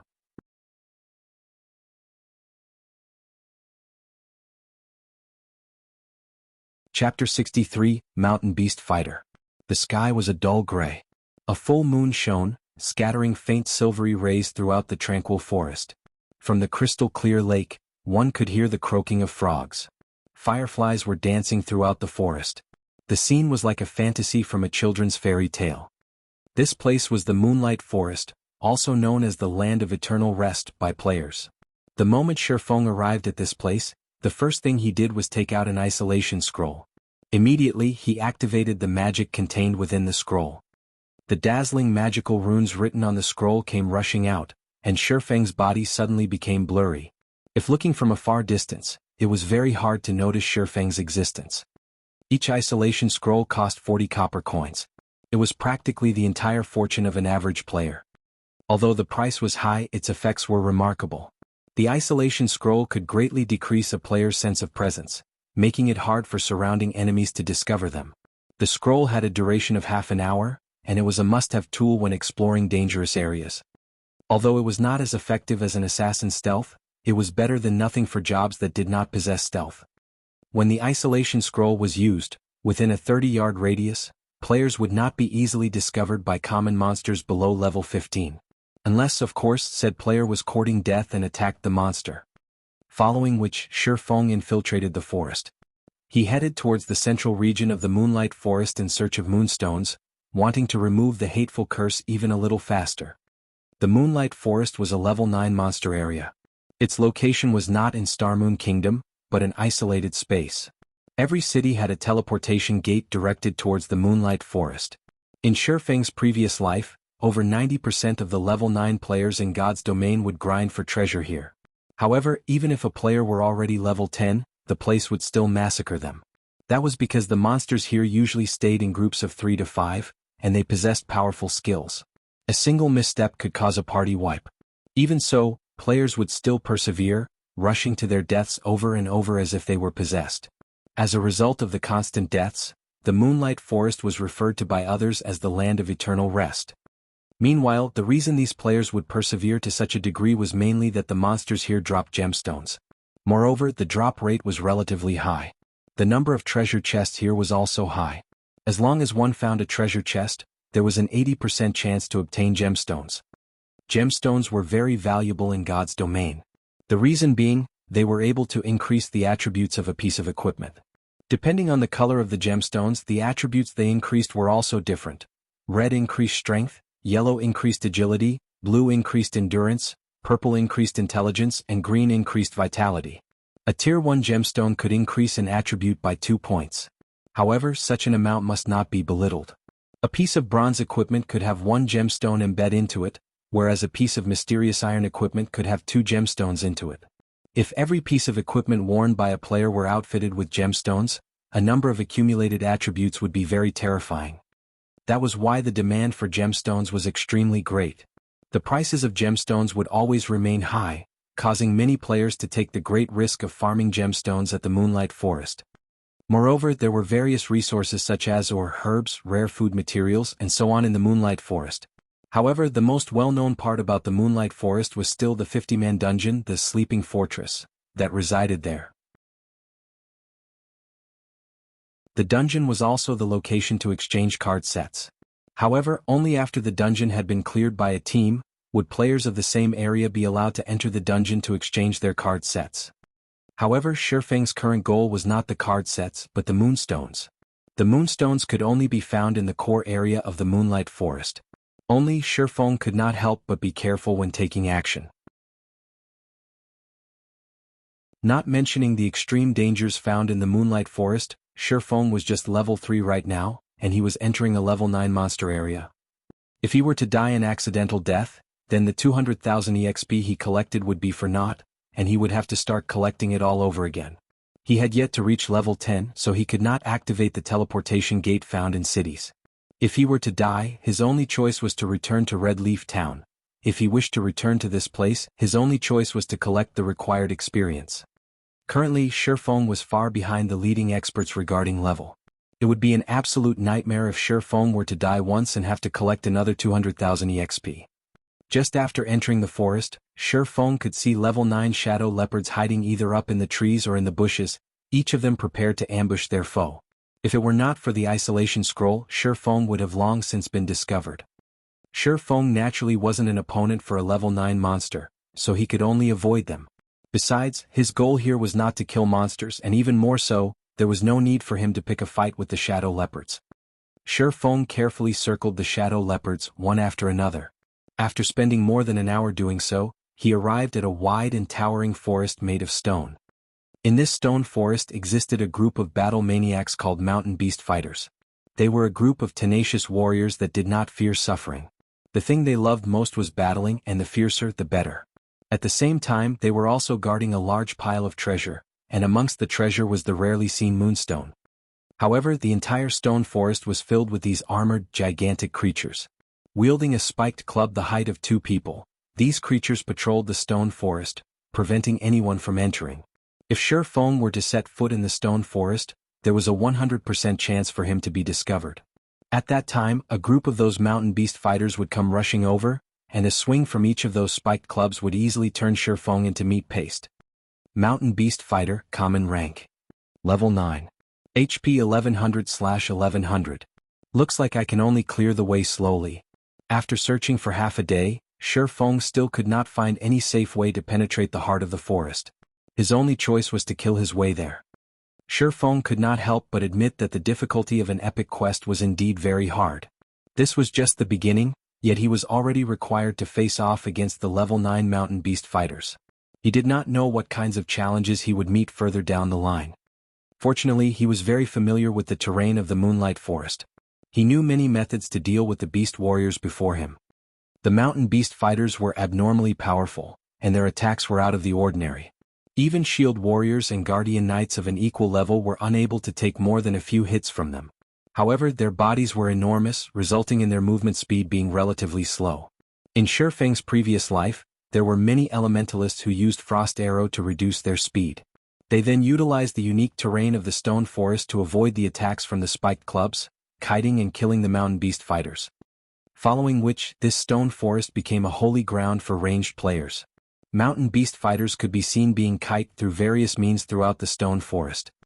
Although Shifeng did not possess any speed reduction skills, he could use other methods to supplement it. As for kiting the mountain beast fighters, he had the rare skill Defensive Blade, which could increase his attack range by quite a lot. Shifeng did not believe that a Sword King expert such as himself could not beat a level 10 elementalist regarding utilizing the terrain to dodge attacks. After properly observing the terrain, Shifeng ran practice simulations in his mind a total of 5 times. Carrying out mental simulations would have a tremendous effect during actual operation. Hence, every expert would often carry out mental simulations of the operation before actually taking action. The reason why experts were experts was because of the preparations they made were much greater than others. There would often be many average players who would admire the experts in God's domain. They would lament over their own skills being poor, determining that they would never be able to reach the level of these experts. In reality, however, they did not know how great of an effort these experts were putting into each day. The suffering these experts went through each day far exceeded the average player. It was the reason why they could shine brilliantly. After running through the simulations, Shifeng took out a black steel beer and a speed scroll. The black steel beer could reduce a monster's level by 2. In addition to the attributes of the Abyssal Blade, Shifeng would not be suppressed due to the level difference, even when facing a level 9 monster. He would be able to deal damage normally. As for the speed scroll, each one of them cost 25 copper coins. It increased the user's movement speed by 25% for a duration of 10 minutes. This scroll was a life-saving item when out in the wilderness. Shifeng bought a total of 20 of them just for such occasions. If the average player were to learn about this, they would definitely curse Shifeng as a spendthrift. Such an item would only be used when one was in a life or death crisis. Meanwhile, Shifeng used it for killing common monsters. It was just too extravagant. If Shifeng were not cursed, he could easily kite these monsters just based on his attributes. However, his attributes were now reduced by 50%. The suppression was just too great, so it was safer to use a speed scroll. If Shifeng were to mess things up, it would not just be a matter of losing a level. He would have also wasted 200,000 EXP. Shifeng took a deep breath, relaxing his body as he looked towards the closest mountain beast fighter. Following which, his 2 feet exploded with strength, rushing towards the mountain beast fighter.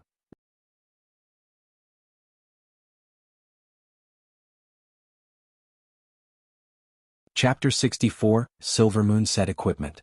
When the distance between Shifeng and the mountain beast fighter was less than 30 yards, the monster discovered Shifeng speeding towards it. It widened its mouth and let out an ear-piercing battle cry. It raised its gigantic spiked club, using a charge and rushing towards Shifeng. Shifeng immediately pulled out the Abyssal Blade. The blade slashed horizontally as Shifeng used parry. Shifeng was knocked back by 5 yards, pulling some distance away from the mountain beast fighter without taking any damage. After he landed, he immediately spun around and ran towards the stone forest. If players were hit by the mountain beast fighter's charge, the monster would immediately follow up with a break to reduce the player's speed, preventing them from escaping. In Shifeng's previous life, the elementalists who were struck by the beast fighter's charge would immediately use Frozen Nova to freeze the monster for 8 seconds. They would take the chance to gain some distance, then continue by kiting the monster. The mountain beast fighters would only use charge on the first meeting, using suppressing skills afterward. As long as the elementalists did not let the monsters catch up to them, there would be no danger whatsoever. Also, nearby there were numerous large rocks that could be used to toy with the mountain beast fighters, making the process of killing them a lot easier. After using the speed scroll, Shifeng's speed was faster than the mountain beast fighter just by a thread. It was not very obvious, but it was this small difference that prevented the mountain beast fighter from catching up to him. After entering the densely packed stone forest, Shifeng turned around and used Thundering Flash. From a distance of 15 yards, 3 sword rays immediately pierced through the beast fighter's armor, causing 3 damages of -15, -19, -13. Without the level suppression, even if Shifeng's attributes were reduced by 50%, his attack power and skill damage were still very powerful. After using the skill, Shifeng's speed slightly reduced, and the mountain beast fighter caught up to him within an instant. The beast fighter was clearly furious after being struck. It roared as it brandished its spiked club, smashing it at Shifeng. Shifeng hurriedly turned his body, hiding by a nearby rock. The spiked club did not land on Shifeng. It only hit the stone and created a splash of broken rocks. During this attack, Shifeng once again pulled a distance of over 8 yards away from the monster. After using Thundering Flash, Shifeng activated Defensive Blade. His attack range suddenly increased to 15 yards. As long as he maintained a 5-yard distance between the mountain beast fighter, the monster would not be able to land a hit on him. Shifeng brandished his sword as he paid attention to the distance between him and the monster, pulling back to avoid the club whenever he was too close. In such a way, streak after streak of sword light landed on the mountain beast fighter's body. The beast fighter could only bellow in helplessness as its HP continuously fell. It never imagined that a human could actually be so agile and cunning. Every time its attack was about to land, the human would dodge towards a nearby rock. Its bulky spiked club could not land a hit at all. Instead, it only served to create a gap between itself and the human.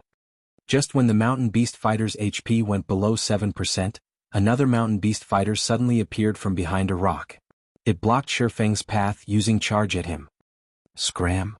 Faced with the sudden appearance of another monster, Shifeng immediately used Abyssal Bind on it, preventing the monster from moving. At the same time, the Abyssal Bind also cancelled the life-threatening charge. Since the mountain beast fighter had been locked up, Shifeng naturally would not let the skill go to waste.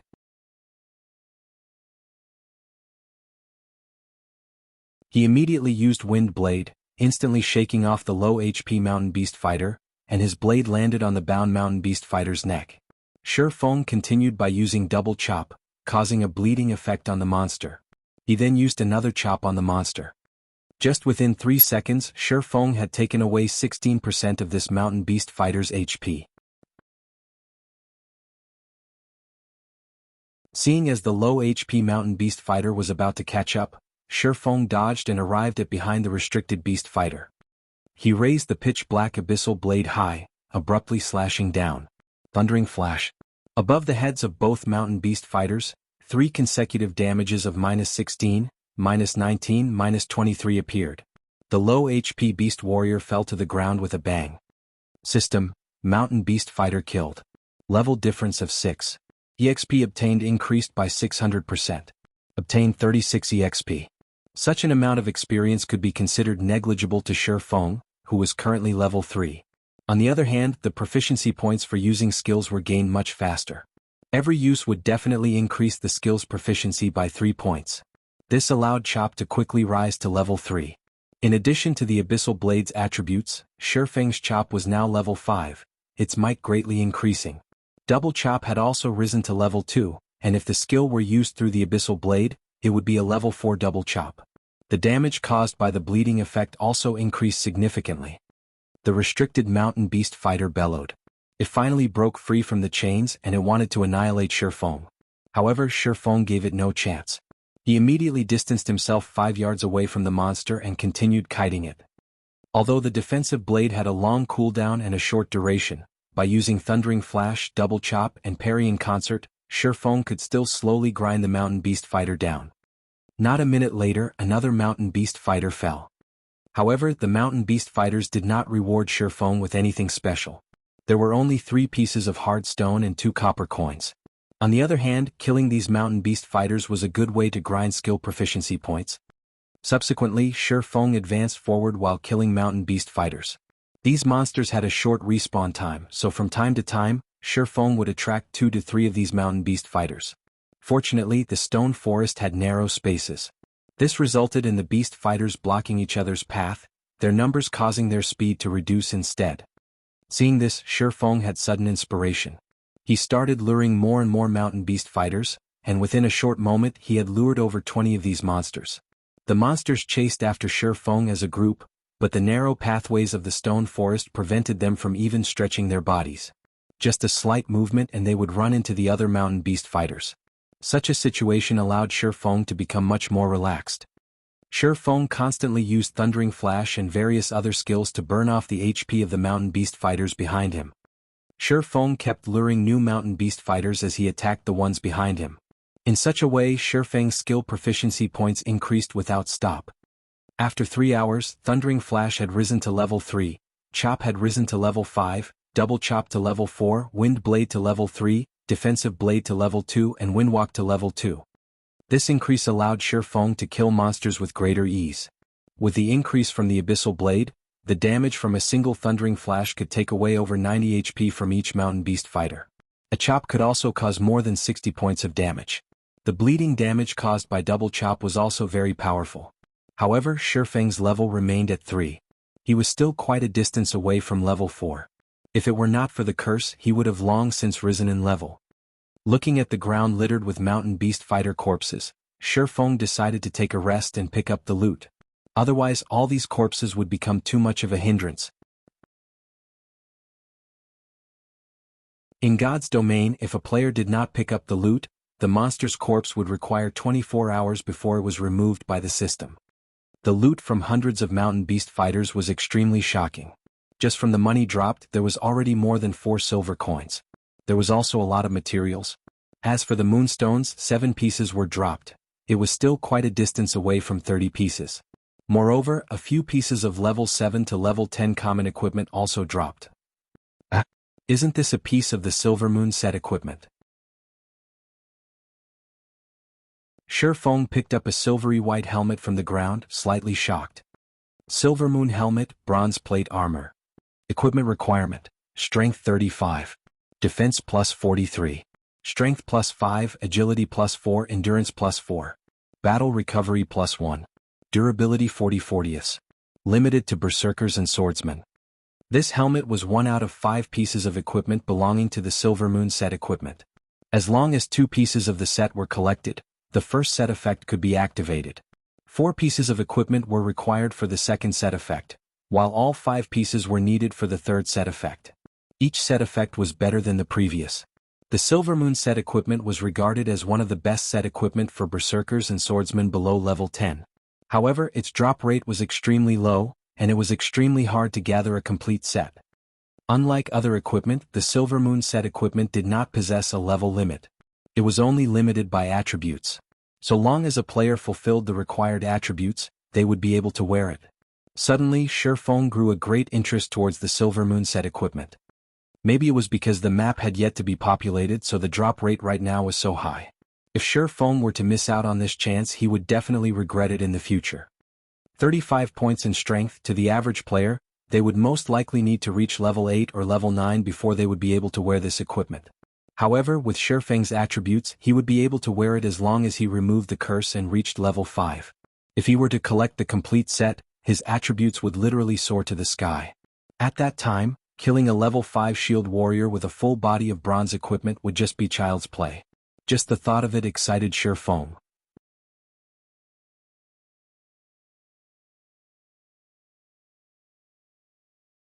Chapter 65, Mysterious Iron Treasure Chest. Shi Feng stored the Silver Moon helmet and continued moving deeper into the stone forest, searching for even more mountain beast fighters. Before, Shi Feng's attention was solely focused on moonstones and the horror of the Moonlight Forest. He had completely forgotten that the Moonlight Forest was an unexplored map.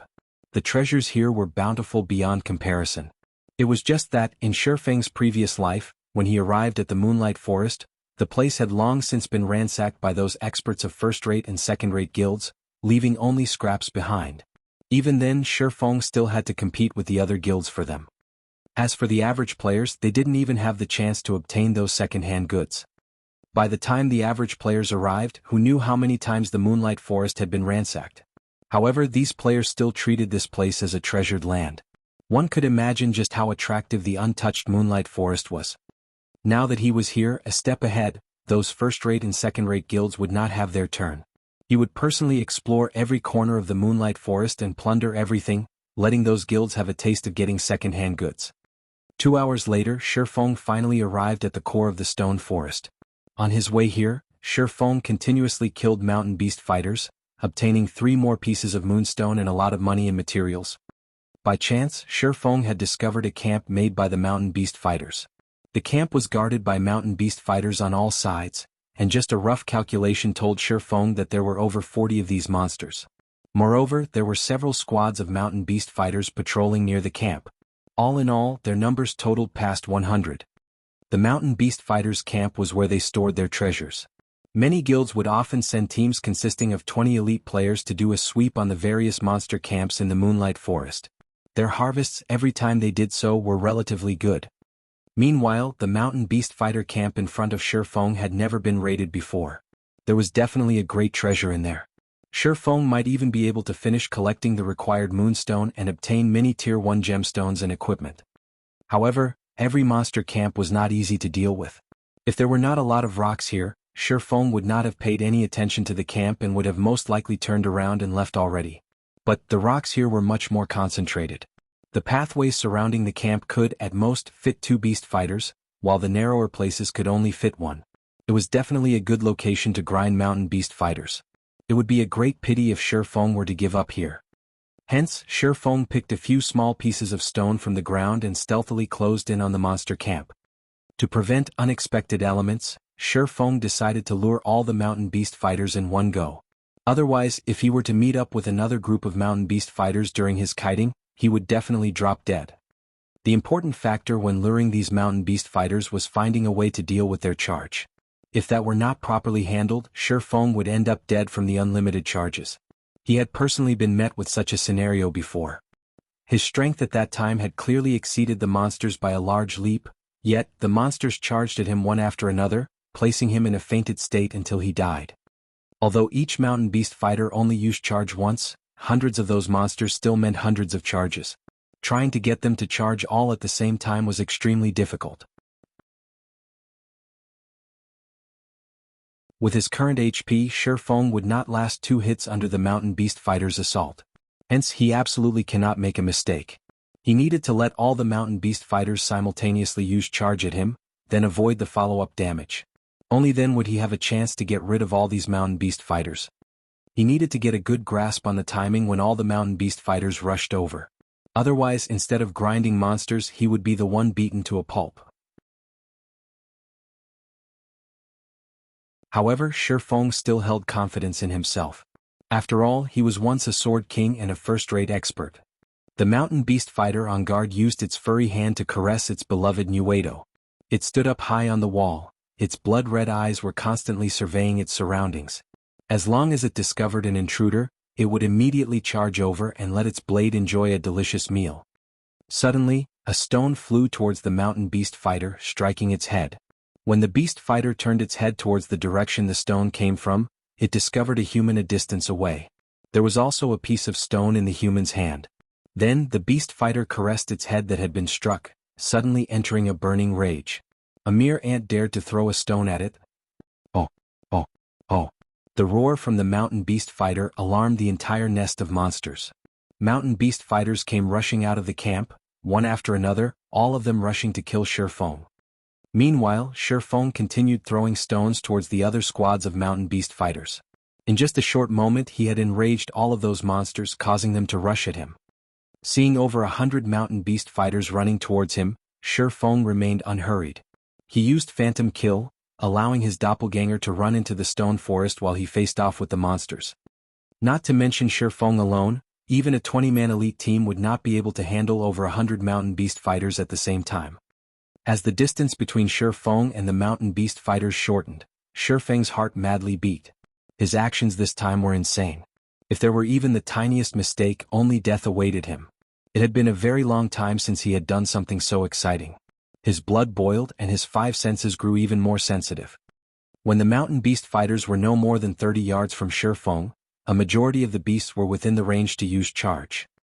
After a wrathful roar, a large majority of the mountain beast fighters simultaneously activated charge, with a few using it a moment later. Shi Feng immediately activated Defensive Blade. The skill could block 3 melee attacks. At the same time, Shi Feng gripped the Abyssal Blade and prepared to use Parry. When the first wave of monsters arrived, although Shi Feng used Parry, his body was still sent flying back. Following which, the second wave of monsters arrived, knocking Shi Feng into a fainted state, preventing him from moving. Seeing many mountain beast fighters raise their Nuedo, ready to strike, Shifeng persevered and did not use any skills. Even when the blades slashed at him, Shifeng still did not use the position-swapping function of Phantom Kill. The defensive blade's damage immunity to 3 melee attacks instantly vanished. Afterward, Shifeng was struck by the large blade. His HP instantly fell by half. Another strike was all it would take to finish him off now. At this time, the third wave of monsters had finally arrived.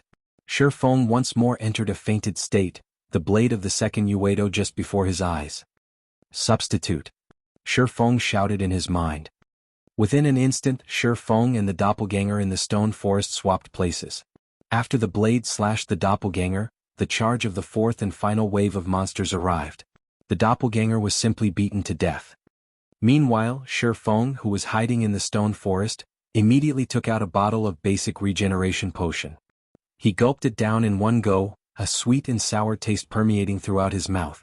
Shifeng's HP immediately recovered by 180 points, allowing him to barely be able to receive another attack. After the doppelganger died, the hatred of the mountain beast fighters was directed towards Shifeng, who was currently in the stone forest. Immediately they swarmed into the forest. Inside the forest was naturally Shifeng's realm. He activated a speed scroll, facing off against the crazed mountain beast fighters who were crowding through the narrow path. Shifeng used Thundering Flash. 3 streaks of lightning passed through the monsters, instantly taking over 100 HP from each of them. Within 10 minutes, all the lured mountain beast fighters were dead.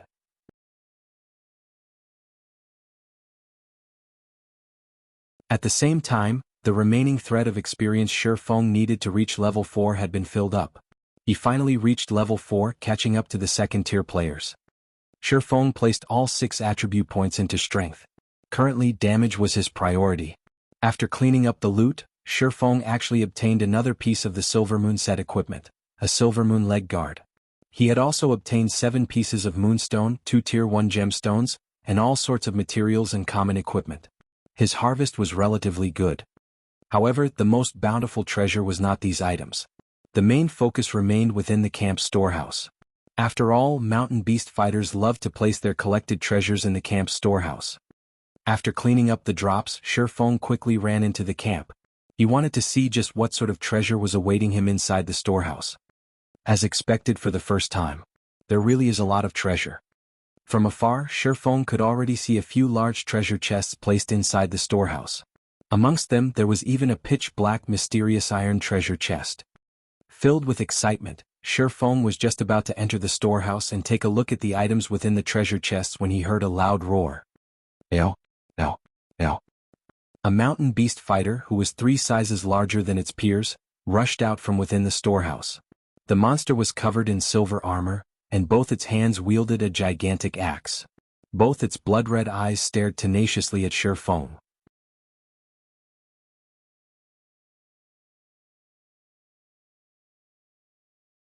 Chapter 66, Phantom Kill.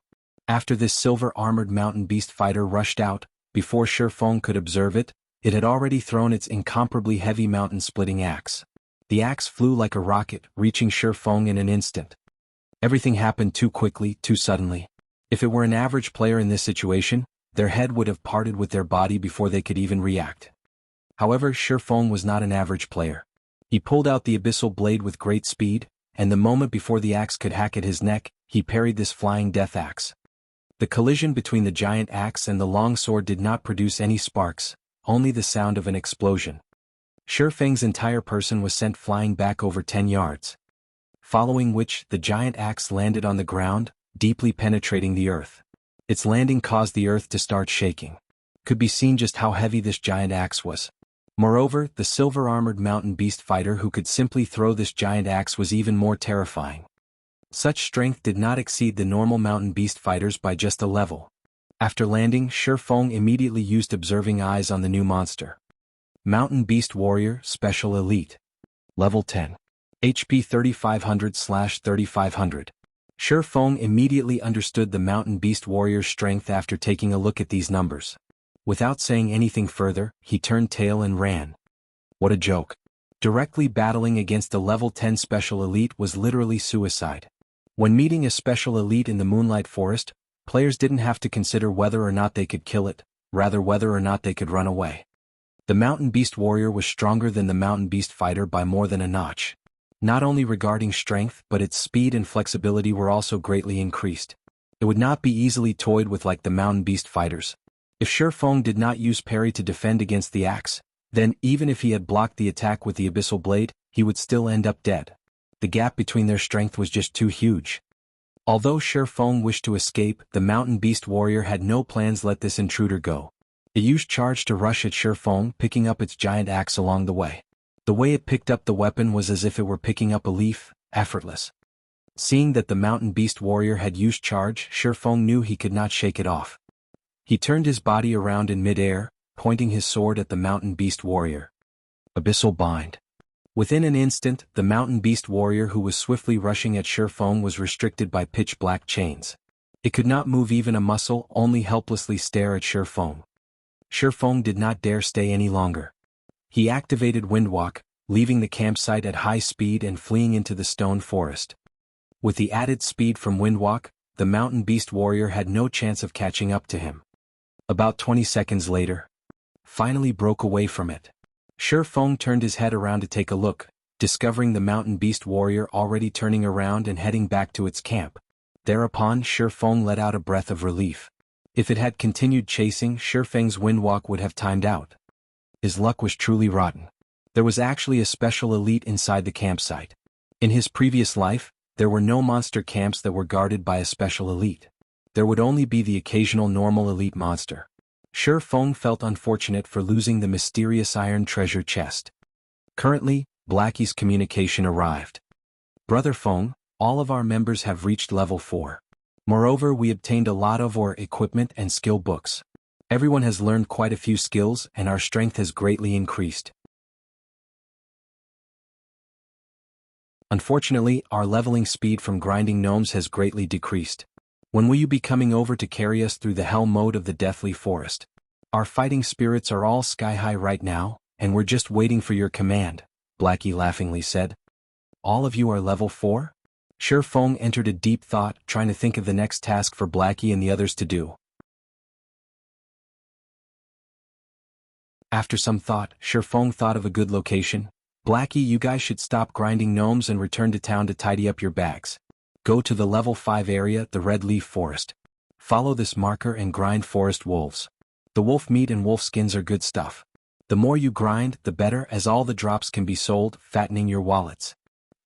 With Blackie and the others' current potential, it would be very easy to grind forest wolves. This was especially true with Blackie's equipment. The monster's 400 HP would be gone with just 3 dark arrows. Moreover, the location Shifeng gave to Blackie was a large wolf Denver. The respawn rate there was very quick, and there was also higher ground for Blackie and the others to occupy. As long as Cola and Lonely Snow firmly blocked the pathway up the slope, preventing even a single wolf from moving past them, the ranged members could easily deal damage. Moreover, beasts were afraid of fire, taking additional damage from it. A single hell flame could wipe out the entire pack of wolves. Their leveling speed would increase by at least 60% to 70%. Great. We're bored out of our minds from constantly grinding gnomes. We'll go immediately after we tidy up our bags, Blackie excitedly confirmed. More and more players started going to their location to grind gnomes now. In addition to them being level 4, their leveling efficiency was constantly decreasing. They were naturally excited to have a new location to grind. Brothers, pack up.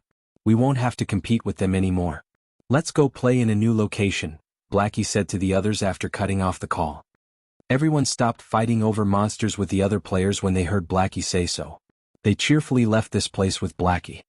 When the elite party saw Blackie and the others leaving, their faces revealed expressions of joy. There would be fewer people competing over this precious leveling ground now. They inwardly sneered at the foolishness of Blackie's party. Currently, players filled the entirety of Dark Moon Valley. How could the leveling speed at the other locations be faster than here? Elsewhere, just when Shifeng was ready to look for other mountain beast fighters, he noticed a problem from the conversation with Blackie. It was definitely not possible for him to kill the mountain beast warrior by himself, but he could still escape. However, it was not necessary for him to kill the mountain beast warrior to obtain the mysterious iron treasure chest. As long as one person lured the mountain beast warrior, another person could go and open the treasure chest. Thinking up to this point, Shi Feng looked at the abyssal blade with a faint smile. As expected, Phantom Kill was a very powerful skill. Following which, Shi Feng once more returned to the mountain beast camp. He activated Phantom Kill, his doppelganger appearing before him. The doppelganger possessed all of Shi Feng's skills. It was sufficient to hold off the mountain beast warrior for more than 20 seconds. With these 20 seconds, Shi Feng could activate the treasure chest and take away all the items. Shi Feng took out a speed scroll and polymorph scroll, giving them to the doppelganger. The polymorph scroll could polymorph monsters below level 15 into a sheep for 4 seconds. However, the effective duration on a special elite would be greatly decreased. Although it was enough as long as it could disrupt the mountain beast warrior's charge. After activating the speed scroll, the doppelganger immediately went to the storehouse to lure the mountain beast warrior. As expected, the scene from before replayed itself, and the doppelganger used parry to block the flying death axe. It subsequently used charge at the doppelganger. The doppelganger immediately used the polymorph scroll, instantly turning the mountain beast warrior into a little white sheep.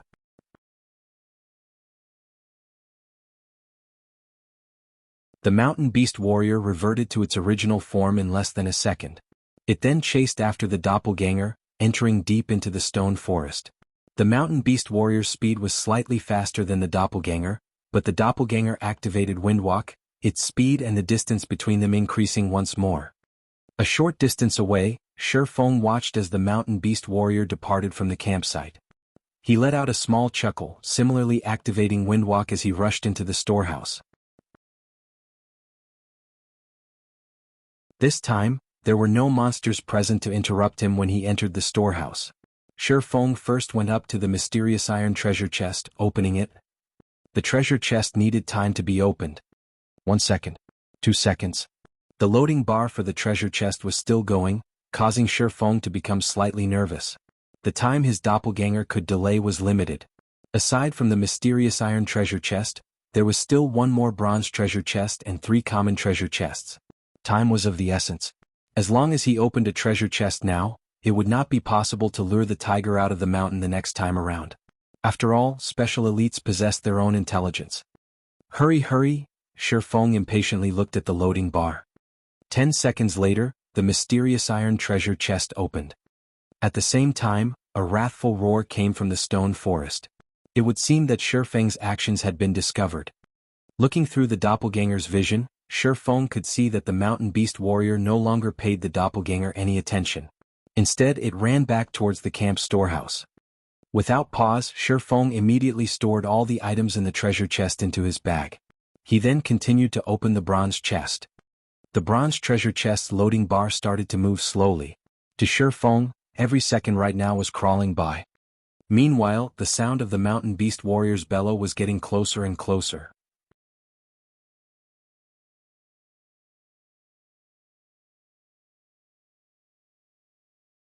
Chapter 67, Ring of Nothingness. The loading bar for the treasure chest was currently only halfway done. Hearing the roar getting closer and closer, Shi Feng became extremely anxious. Hurry! Hurry! The mountain beast warrior had already entered the camp, yet the loading bar was still a hair's breadth away from full.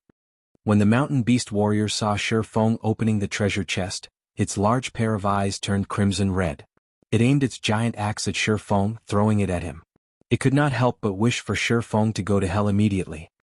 At this moment, the bronze treasure chest opened. Without giving the flying axe even a single glance, Shi Feng immediately activated Defensive Blade, blocking the attack from the flying death axe. Following which, his 2 hands swiftly stretched into the treasure chest, taking the items within and cramping them into his bag with lightning speed. When Shi Feng finished storing all of the items from the treasure chest, the mountain beast warrior also arrived before him. It picked up the fallen axe with both of its hands, raising it up high as it prepared to murder. Having no plans to stay, Shi Feng turned and ran. Boom. The earth split when the axe landed, leaving behind a scar and causing crushed stones to go flying. However, Shi Feng was already 5 yards away by the time the axe landed. He was running directly to the outside of the camp. Seeing that its attack missed, the mountain beast warrior turned to face Shi Feng and used charge. It did not intend to give Shi Feng any chance to escape. On the other hand, Shi Feng did not have any skills to deal with the mountain beast warrior who was charging at him. He allowed the mountain beast warrior to send him into a fainted state, his body then receiving a slash from its axe. In an instant, the attack sent him flying over 10 yards away. The attack from the mountain beast warrior could cause even a level 5 shield warrior to harbor a grudge, yet Shi Feng acted as if it was nobody's business as he stood and started running out of the camp once more. Now, defensive blade could only prevent Shi Feng from receiving damage from a melee attack one more time. Although only one chance remained, there was more than a 10-yard distance between Shi Feng and the mountain beast warrior. As long as Shi Feng ran into the stone forest, he would be a lot safer. However, an unexpected situation occurred. The mountain beast warrior that should have used charge only once used it a second time, sending Shi Feng into a fainted state once more. It raised its giant axe, slashing it again at Shi Feng's body. Shi Feng was sent flying for over 10 yards again.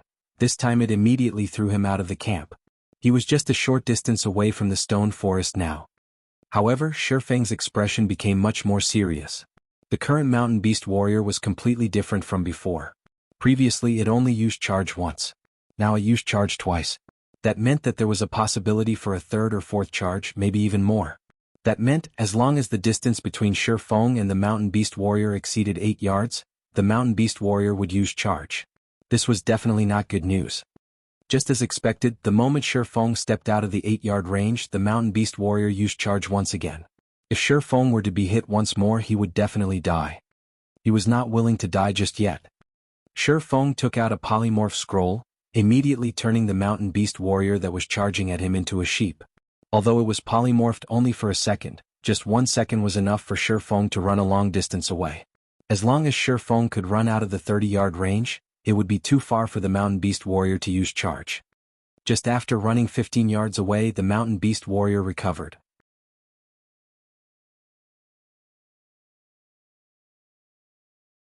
Shi Feng immediately spun around and cast Abyssal Bind. He then activated Gravity Liberation, his speed soaring greatly. The 3 seconds binding this time allowed Shi Feng to easily run past the 30-yard range, entering the stone forest. Currently, some of the mountain beast fighters in the stone forest had already respawned, and by coincidence, one of them was blocking the path ahead of Shi Feng. Being struck by inspiration, Shi Feng quickly took the initiative. Wind Blade. Before the mountain beast fighter could react, Shi Feng rushed to its front and brushed past it. Shi Feng then took out another polymorph scroll, turning the mountain beast fighter into a sheep. With the speed increase from Wind Blade, Shi Feng easily shook off the mountain beast warrior that was stubbornly chasing after him, escaping it quickly. After finding a safe location, Shi Feng sat down to rest as he slowly looked through the items in his bag. Shi Feng went from clueless to shocked. He had to admit that ransacking the camp was extremely profitable. Just this one time was enough to make up for his hours of hard work. He instantly collected all of the moonstone he needed, completing his quest. The next thing he needed to do was to leave the Moonlight Forest and dispel the curse. Amongst these treasures, aside from the large amount of moonstone, there were also 7 Tier 1 gemstones, 3 pieces of bronze equipment, and a single bronze-colored mysterious iron ring. Amongst the 3 pieces of bronze equipment, there was a Silver Moon arm guard. With it, Shi Feng now had 3 out of 5 pieces of the Silver Moon set equipment. As long as he put in more effort, he might be able to truly collect a complete set. However, Shi Feng did not have that much time. The earlier he removed the curse, the earlier he could regain his strength and level up quickly. He still had too many things to do and he could not do any of them without levels. Aside from the Silver Moon arm guard attracting Shi Feng's attention, the mysterious iron ring also gave him tremendous joy. Ring of Nothingness, Mysterious Iron Ranked Ring. Equipment requirement, Intelligence 10. Strength +1, Agility +1, Intelligence +2. Additional ability, Shadow of Nothingness, allows the user to enter a state of nothingness. The user will not be able to see other players, while other players will not be able to see the user. Duration of 1 minute. Cooldown, 5 minutes. Only usable in a non-combative state. Rings such as this, which possessed an additional ability, were extremely rare. It was as rare as the Ring of Gravity, possessing many uses. In his previous life, Shi Feng had done a lot of research on the Moonlight Forest. Including the information found on the internet, he knew the spawn locations of many treasure chests.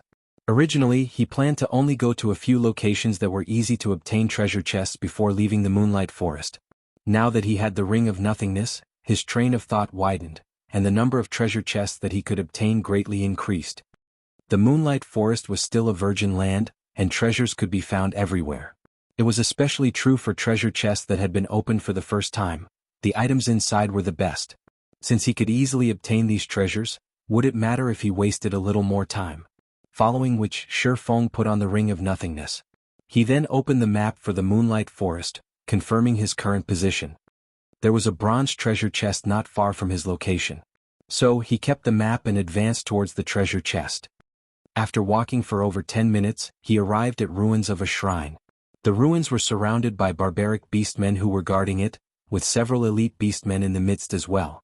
Meanwhile, the treasure chest was located inside the collapsed shrine. However, without a team of 20 elite players, it was impossible to clear off all the barbaric beastmen. Although he could not beat the barbaric beastmen, Shi Feng had other methods to get to the treasure chest. Shi Feng immediately called out his doppelganger, allowing it to move to a distance away and find a safe location. Meanwhile, Shi Feng himself moved closer to the temple. While staying outside the detection range of the barbaric beastmen, Shi Feng activated Shadow of Nothingness and entered a state of nothingness. He then ran towards the inside of the shrine with high speed. After entering a state of nothingness, Shi Feng could no longer see those barbaric beastmen, and the same went for the barbaric beastmen who could no longer see Shi Feng. In such a way, Shi Feng soundlessly entered the heavily guarded shrine. There were still several barbaric beastmen guarding inside the shrine. They were less than 20 yards away from the bronze treasure chest.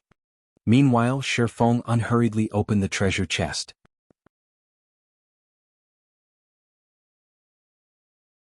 When opening the treasure chest, Shi Feng's state of nothingness did not fade, so the channeling process finished without a hitch.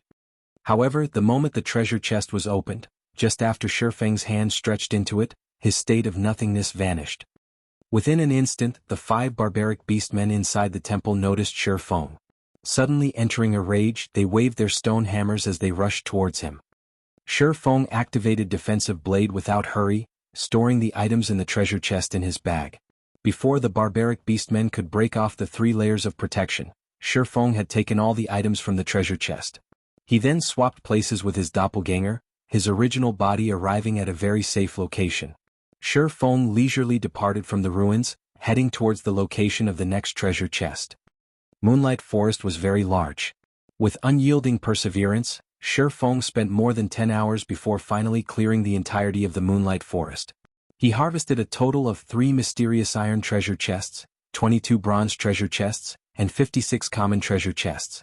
His harvest was extremely invigorating. His entire bag was clogged full, and he was even forced to throw away several pieces of common equipment that had poor attributes. When he was arranging all these items, a beeping noise came from the system. Shi Feng looked at the notification, seeing that it was the alarm that he previously set. It notified him that morning had arrived and he needed to log off and rest. In consideration of his body, Shi Feng looked for a safe location before logging off.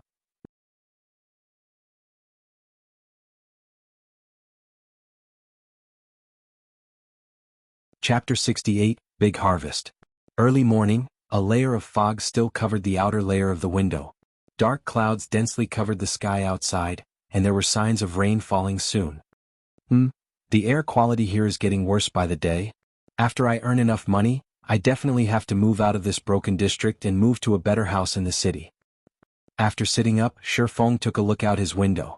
Following which, he flexed his body and got down from his bed. He then went through 20 sets of workout motions before going to his cramped bathroom to wash up. Shi Feng grabbed his phone from the table once he finished tidying himself up. He started by checking the remaining money in his bank account. Constantly eating instant noodles was bad for his body. Moreover, the nutrients provided were definitely not enough to supplement his method of training.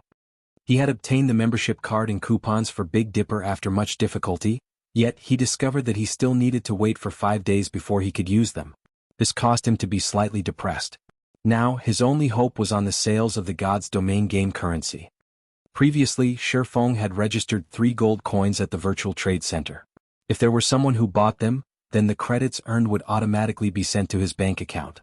However, the trade center had a 3-hour transaction delay. Moreover, Shifeng did not turn on the notifications for his trade account. So, even if the transaction had already been done, he did not know how much had been transferred to his account. He could only use his old-modeled phone to check his bank account. Shifeng currently did not possess the money to purchase the latest quantum watch. Otherwise, a lot of matters could be easily resolved using the quantum watch. Even credit card payments could be done through the quantum watch. Moreover, all shops that sold items supported payment using the quantum watch, as it was both safe and fast.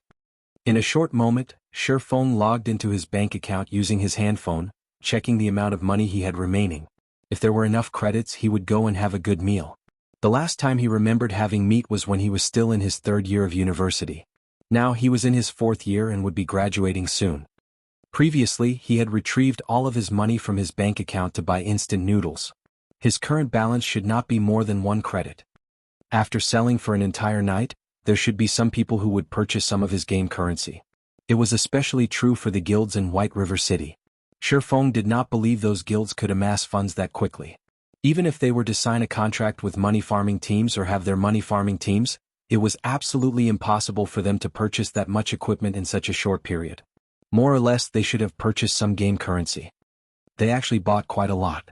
I guess I won't have to fuss over food for a few days. Shifeng smiled slightly when he saw that there were over 1,700 credits in his bank account.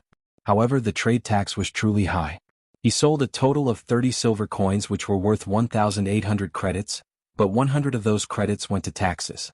The amount was truly sinister. In any case, Shifeng now had some money, and it was double the amount of living expenses he would have each month. It was enough for him to eat properly for quite some time. If all 3 gold coins sold, then that would amount to 18,000 credits. Shifeng would then have the money to buy 2 virtual gaming helmets.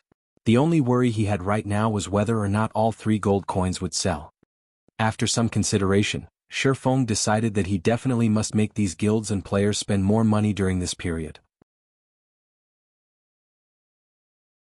Otherwise, if they were to make business deals in the game, they would easily be able to solve their problem with money.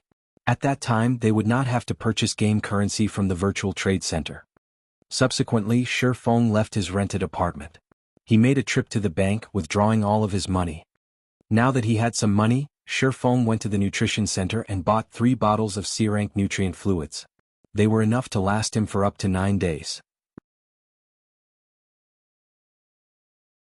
When the beautiful saleswoman saw that Shifeng had bought 3 bottles without even blinking, she could not help but have delightful thoughts. Taking the initiative, she asked, "Are you free this afternoon, handsome? How about we go to Yulan Square to have a drink? My treat."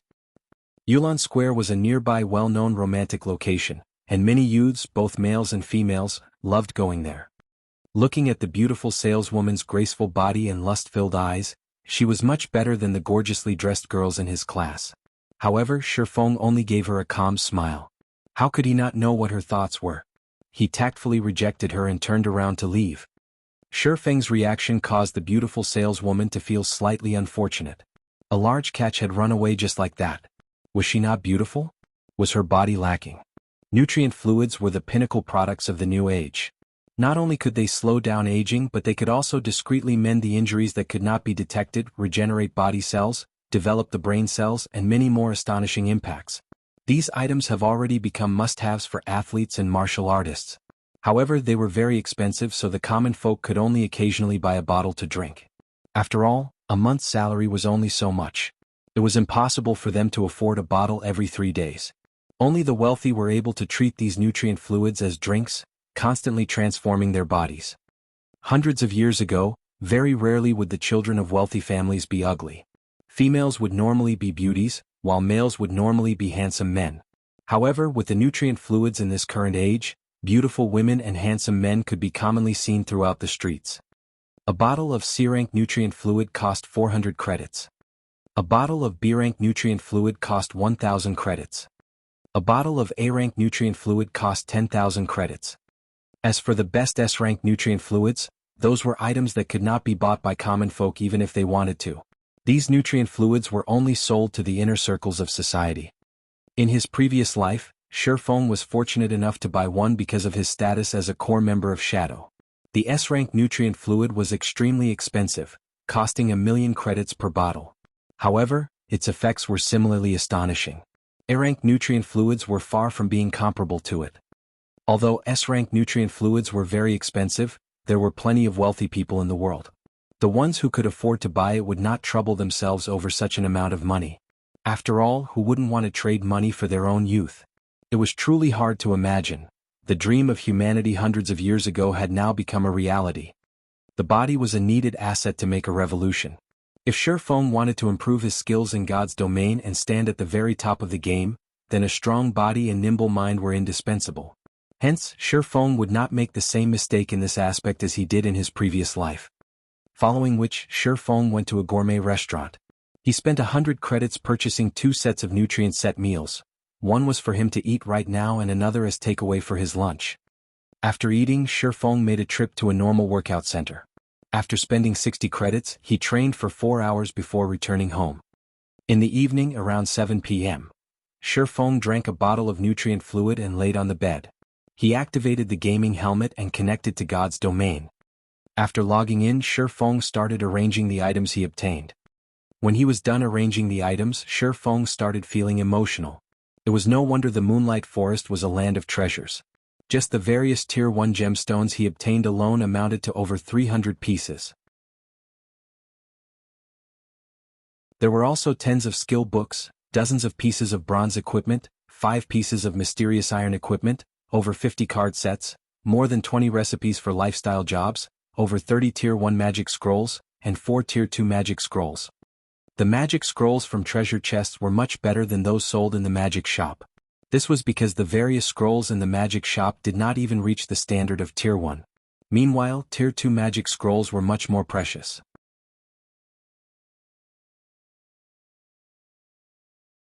Every piece would have a great purpose and there would be nobody willing to sell it. As for the thing that brought Shifeng the most joy, he finished collecting the Silver Moon set equipment. In addition, he also collected a complete set of Black Blood set equipment meant for Shield Warriors and Guardian Knights. The Black Blood set equipment's value far exceeded that of the Silver Moon set equipment. It was one of the best set equipment for Shield Warriors and Guardian Knights that were below level 10. If Kola were to equip this set at level 6 or level 7, then Hell Mode dungeons below level 10 would no longer be a problem. With so many good items, Shifeng already had a solid base for forming a 20-man team. The only concerns remaining would be recruiting members and their skills. After finished arranging his bag and confirming that there were no more profits to be gained from the Moonlight Forest, Shifeng activated the teleportation magic orb, leaving the Moonlight Forest.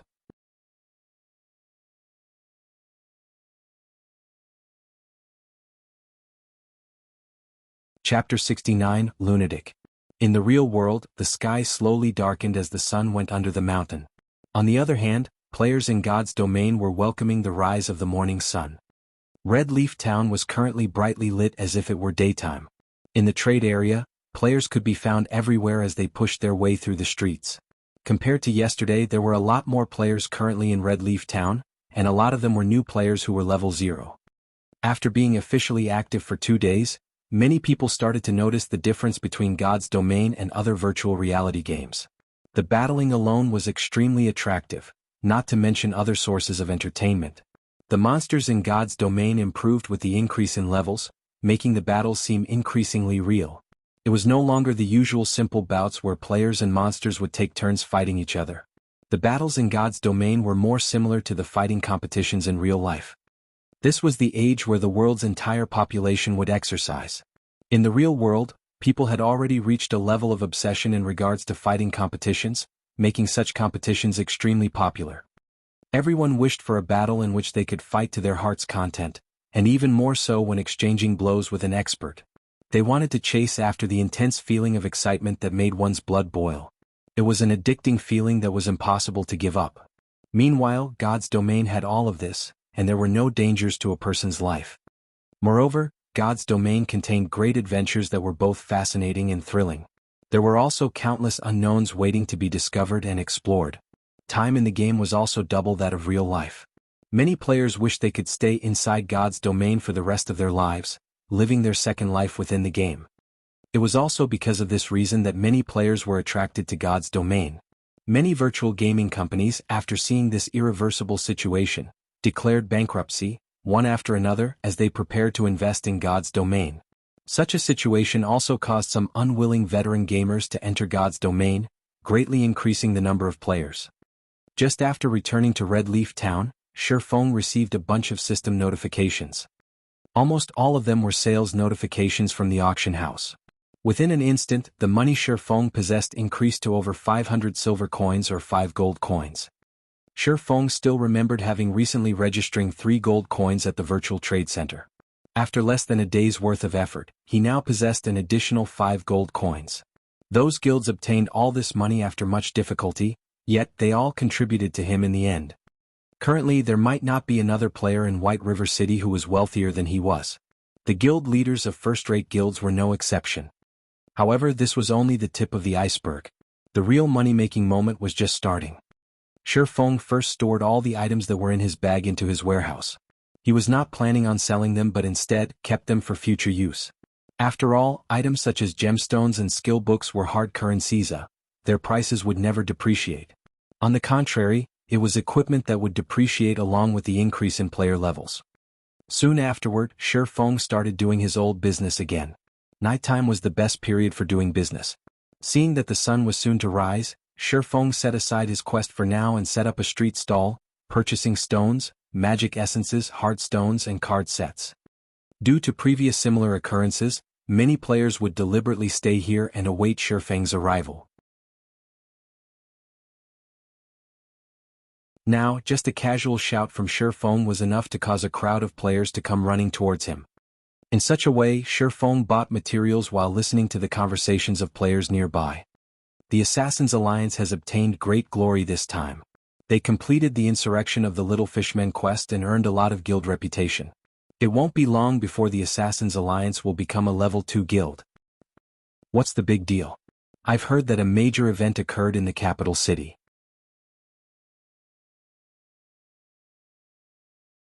The guild leader of a first-rate guild, Star River Federation, completed a major quest and has already become a first-class citizen. Just a little more and he will become part of the nobility. When he obtains the status of a noble, what would a little guild reputation matter? After becoming a noble, he could go to the army camp and city hall to ask for guild quests. Star River Federation could catch up and surpass the Assassin's Alliance at any time. Including the various privileges available to nobles, their accumulated advantage is huge. Just the current Star River Federation was enough to suppress Ouroboros. When the fight for the capital city begins, the city would most likely fall into the hands of the Star River Federation. Those are just small matters. Now, the most popular matter would have to be the showdown between that Black Flame Forger and Hammer Trading. Who doesn't know about that? Right now, there is most likely not a single person in the White River City area that doesn't know of it. However, I never truly imagined that the victor would be so quickly determined. Even further, I never thought that the final winner would be Hammer Trading. Thankfully I was quick-witted and borrowed some money to buy a glimmer chest plate. Many people are currently buying them at high prices. I could easily earn 3 silver coins as long as I resell the one I have. Exactly. Regardless of attributes or design, the glimmer chest plate is way better, so its cost must be extremely high. It only sold for such a low price because of the competition with Hammer Trading. Black Flame must have lost that battle after constantly losing money. Unfortunately, he is not selling even a single piece of the equipment right now. Otherwise, I would definitely borrow money to buy one. Right now, Hammer Trading's fame has exploded. On the forums, he had even started proudly scolding the mysterious forger as incompetent, calling the mysterious forger a son of a bitch for not daring to compete with him. To increase their fame and influence, those first-rate guilds will certainly invite him. Hammer Trading must already be discussing contract terms with them right now. The chief forger of a first-rate guild, people would drool just thinking about such a position. However, we can only look on in envy because we don't have a forging design for bronze equipment. If I had such an item, even if I were to go bankrupt, I would definitely compete with Hammer Trading to the end. When I get the chief position of a first-rate guild, my future will be filled with fame and fortune. When Shifeng heard their conversation, his brows slightly wrinkled. He then called up the official forum. Sure enough, Hammer Trading was ridiculing him with all sorts of insults. Son of a bitch, weren't you so awesome?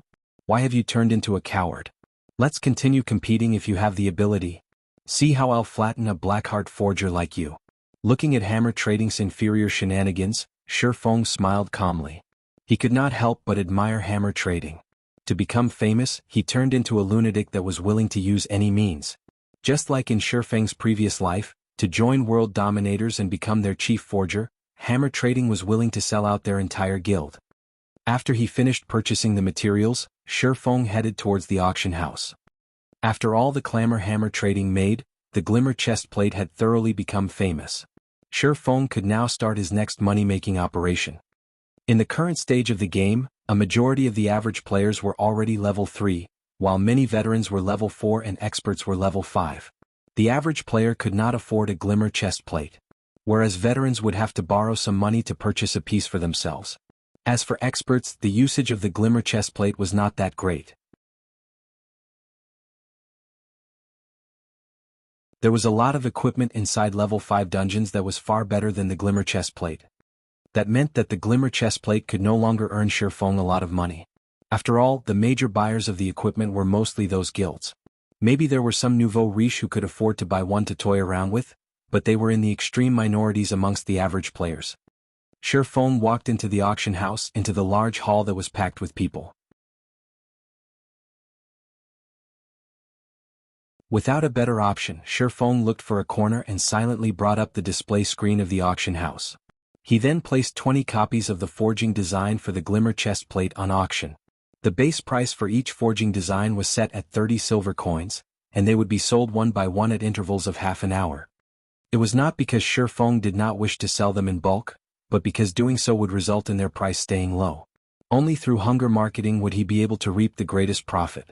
Let those guilds slowly fight amongst themselves. Afterwards, Feng cleaned out the accumulated hard stones and card sets from the auction house. He then left the auction house and headed towards the library. You're tuning in to the Han Li's Wuxia Adventures YouTube channel. We're so grateful for your support, and don't forget to subscribe to join us on this incredible journey through captivating stories. Your generosity through donations truly makes a world of difference, as it's the primary source of revenue that allows me to expand and enhance this channel for you. Thank you from the bottom of my heart for being a part of this adventure.